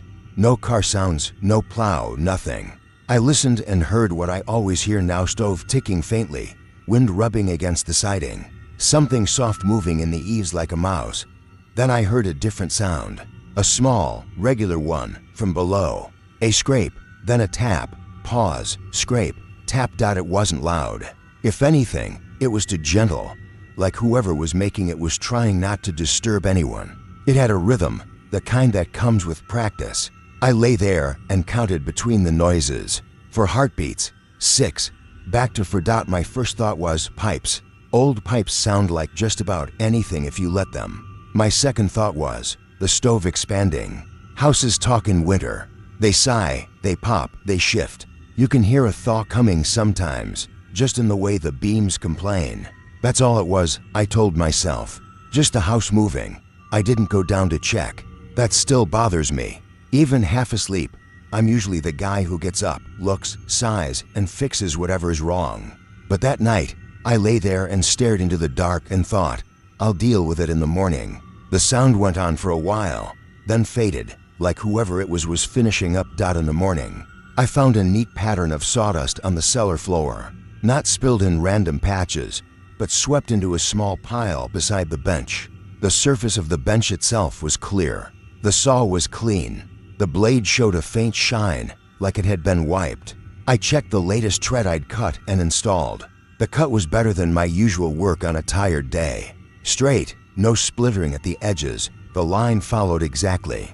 The piece fit so snugly I almost didn't need screws to hold it. My hands know how to do that kind of cut. I've been doing this job a long time. But I didn't remember making that one. If you asked me to walk you through it, step by step, there would be a gap in the film. Sleepwalking, I said under my breath. Honestly, it wasn't the worst explanation. The doctor had mentioned that, back when we talked about my insomnia. When your sleep starts to come back, it doesn't always come back clean. People move around, sit up, do things they don't recall. He told me stories about patients who rearranged their kitchens at night. I brushed it off at the time, because I couldn't imagine existing in that space between awake and asleep. Now I wasn't so sure. I thought about setting up alarms on the doors. or leaving something in my path I'd trip over if I got up in the night. I didn't, though. For all my talking, I'm not big on the dramatic gesture. And there was another small, stupid reason. I didn't really want to catch myself doing it. There was something almost respectful in the way the tools were arranged. It didn't feel like vandalism. It felt like someone cleaning up after me. A few days later, Lennart stopped by again. The sky was a solid gray lid, and the air felt heavy, full of more snow. He stomped his boots off on the porch, and I brought him in for coffee. He stood near the stove, rubbing his hands, and glanced toward the hallway. "You've been busy," he said. "I can feel it from the door." "Cellar steps," I said. "Been fixing them up." He nodded slowly. "Dad was fussy about those. Said the wrong kind of step makes people careless." I hesitated. "Did he keep his tools down there?" "Always," Lennart said. "Workbench against the far wall. Everything in its place. You'd have liked it." "Yeah," I said, without thinking. "I think I would." He took a sip of coffee and then looked at me over the rim of the cup.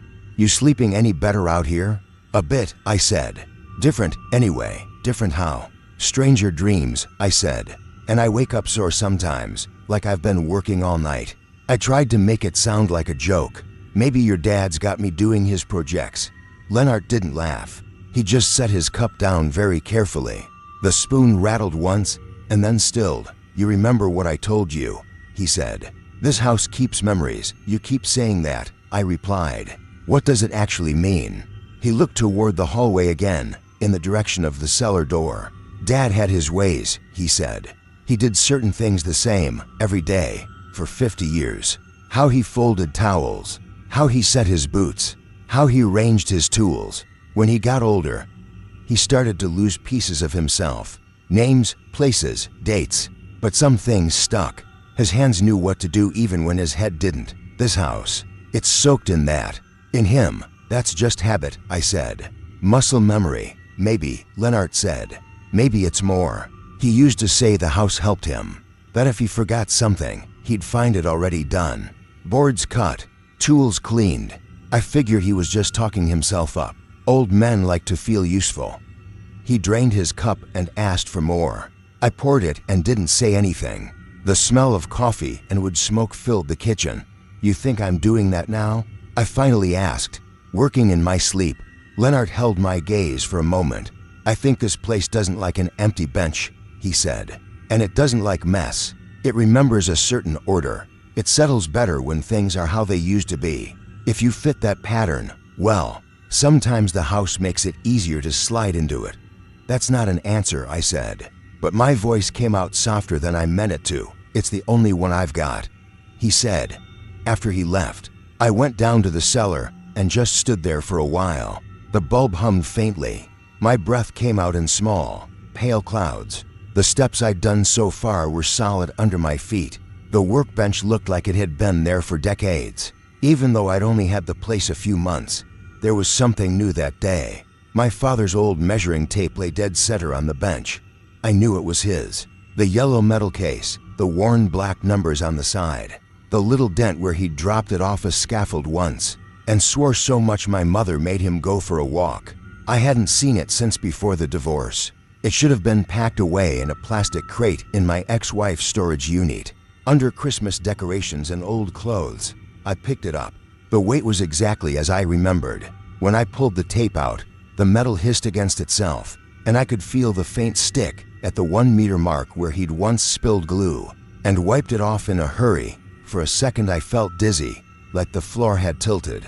The air smelled like wet earth, cold stone, and fresh sawdust. I listened hard and heard nothing but the small, ordinary sounds, drip, drip. Somewhere in the corner, a faint creak as the wind pressed against the outside wall. The distant thud of snow sliding off the roof above. I went back upstairs, picked up the little motion-activated camera I'd borrowed from a job, and brought it down. I set it on the shelf opposite the bench, pointed right at the tools. I stood there with my hand hovering over it, ready to push the button and arm it. Then I put it back on the shelf, still off. You can say that was stupid, and you'd be right. But there was something about the idea of watching myself or whatever else tidy up that felt worse than not knowing. It wasn't like I was scared of a face in the corner of the frame or anything like that. It was more the thought of seeing my own body moving around empty-eyed, ranging things just so, and having to carry that image around afterward. I already get enough of myself in the mirror. I left the camera there. Every now and then I'd glance at it and think, tonight, I'll turn it on. I never did. The last step took longer than it should have. It was the bottom one, the one where the concrete was the most uneven. I measured twice, maybe 3 times, and still didn't trust my numbers. My head felt cloudy, like I was moving slightly out of phase with everything. I kept thinking about my father, my hands, Lennart's father. The way spaces wear grooves into people, and people wear grooves into spaces. One Sunday afternoon, the snow finally stopped. The sky brightened to a flat, pale blue. Light came in at an angle through the small cellar window near the ceiling, catching motes of dust in the beam. I went down to fit the last tread. The first thing I saw was the sawdust. It was fresh. You can tell if you've been around it long enough. The color is lighter, almost golden, before it dulls. It was gathered in a neat pile on the floor, right where you'd expect it if someone had been cutting at the bench. The saw itself sat on the edge, blade shining, no clumps stuck between the teeth. The smell of it clean, sharp pine cut through the dampness and hit me in the chest. The board for the last step lay on the bench. One end had been marked, cut, and sanded. The angle was perfect, better than I usually bother with for a cellar step. The edge was smooth under my thumb, no splinters, no wandering line. I knew, with the same bone-deep certainty you know your own phone number, that I had not done this. Not that day. Not the day before. The last clear memory I had of the cellar was from Friday, when I'd measured the bottom step and told myself I'd cut the board tomorrow. Tomorrow had apparently gotten impatient. The tape measure was right where it always used to be in my father's shop. Not in the middle after all, but slightly off to the right, angled toward the edge. Hook hanging just a little.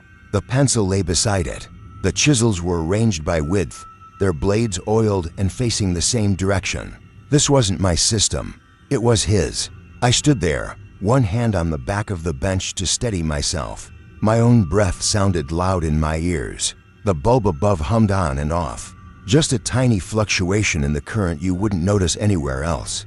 It made the shadows shift a little whenever it dimmed. There was no one else in the room. No footprints in the thin film of dust near the walls except my own. No extra coat on the hook. No second pair of gloves.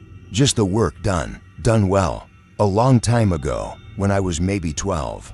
I remember standing in my father's workshop late in the evening. He was finishing a piece of molding for a staircase, holding it up, sighting along it.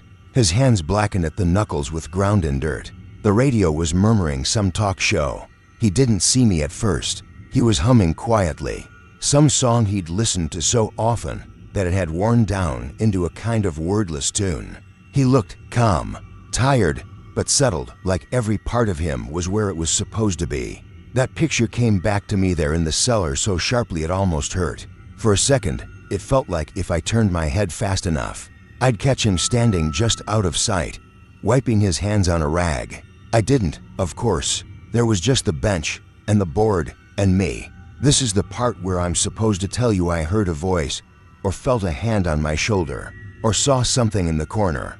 But I didn't. Nothing like that happened. The horror of it, if you want to call it that, was quieter. What I felt was a kind of slow, undeniable realization. The house had a memory of how things should be, and I fit inside that memory more easily than I wanted to admit.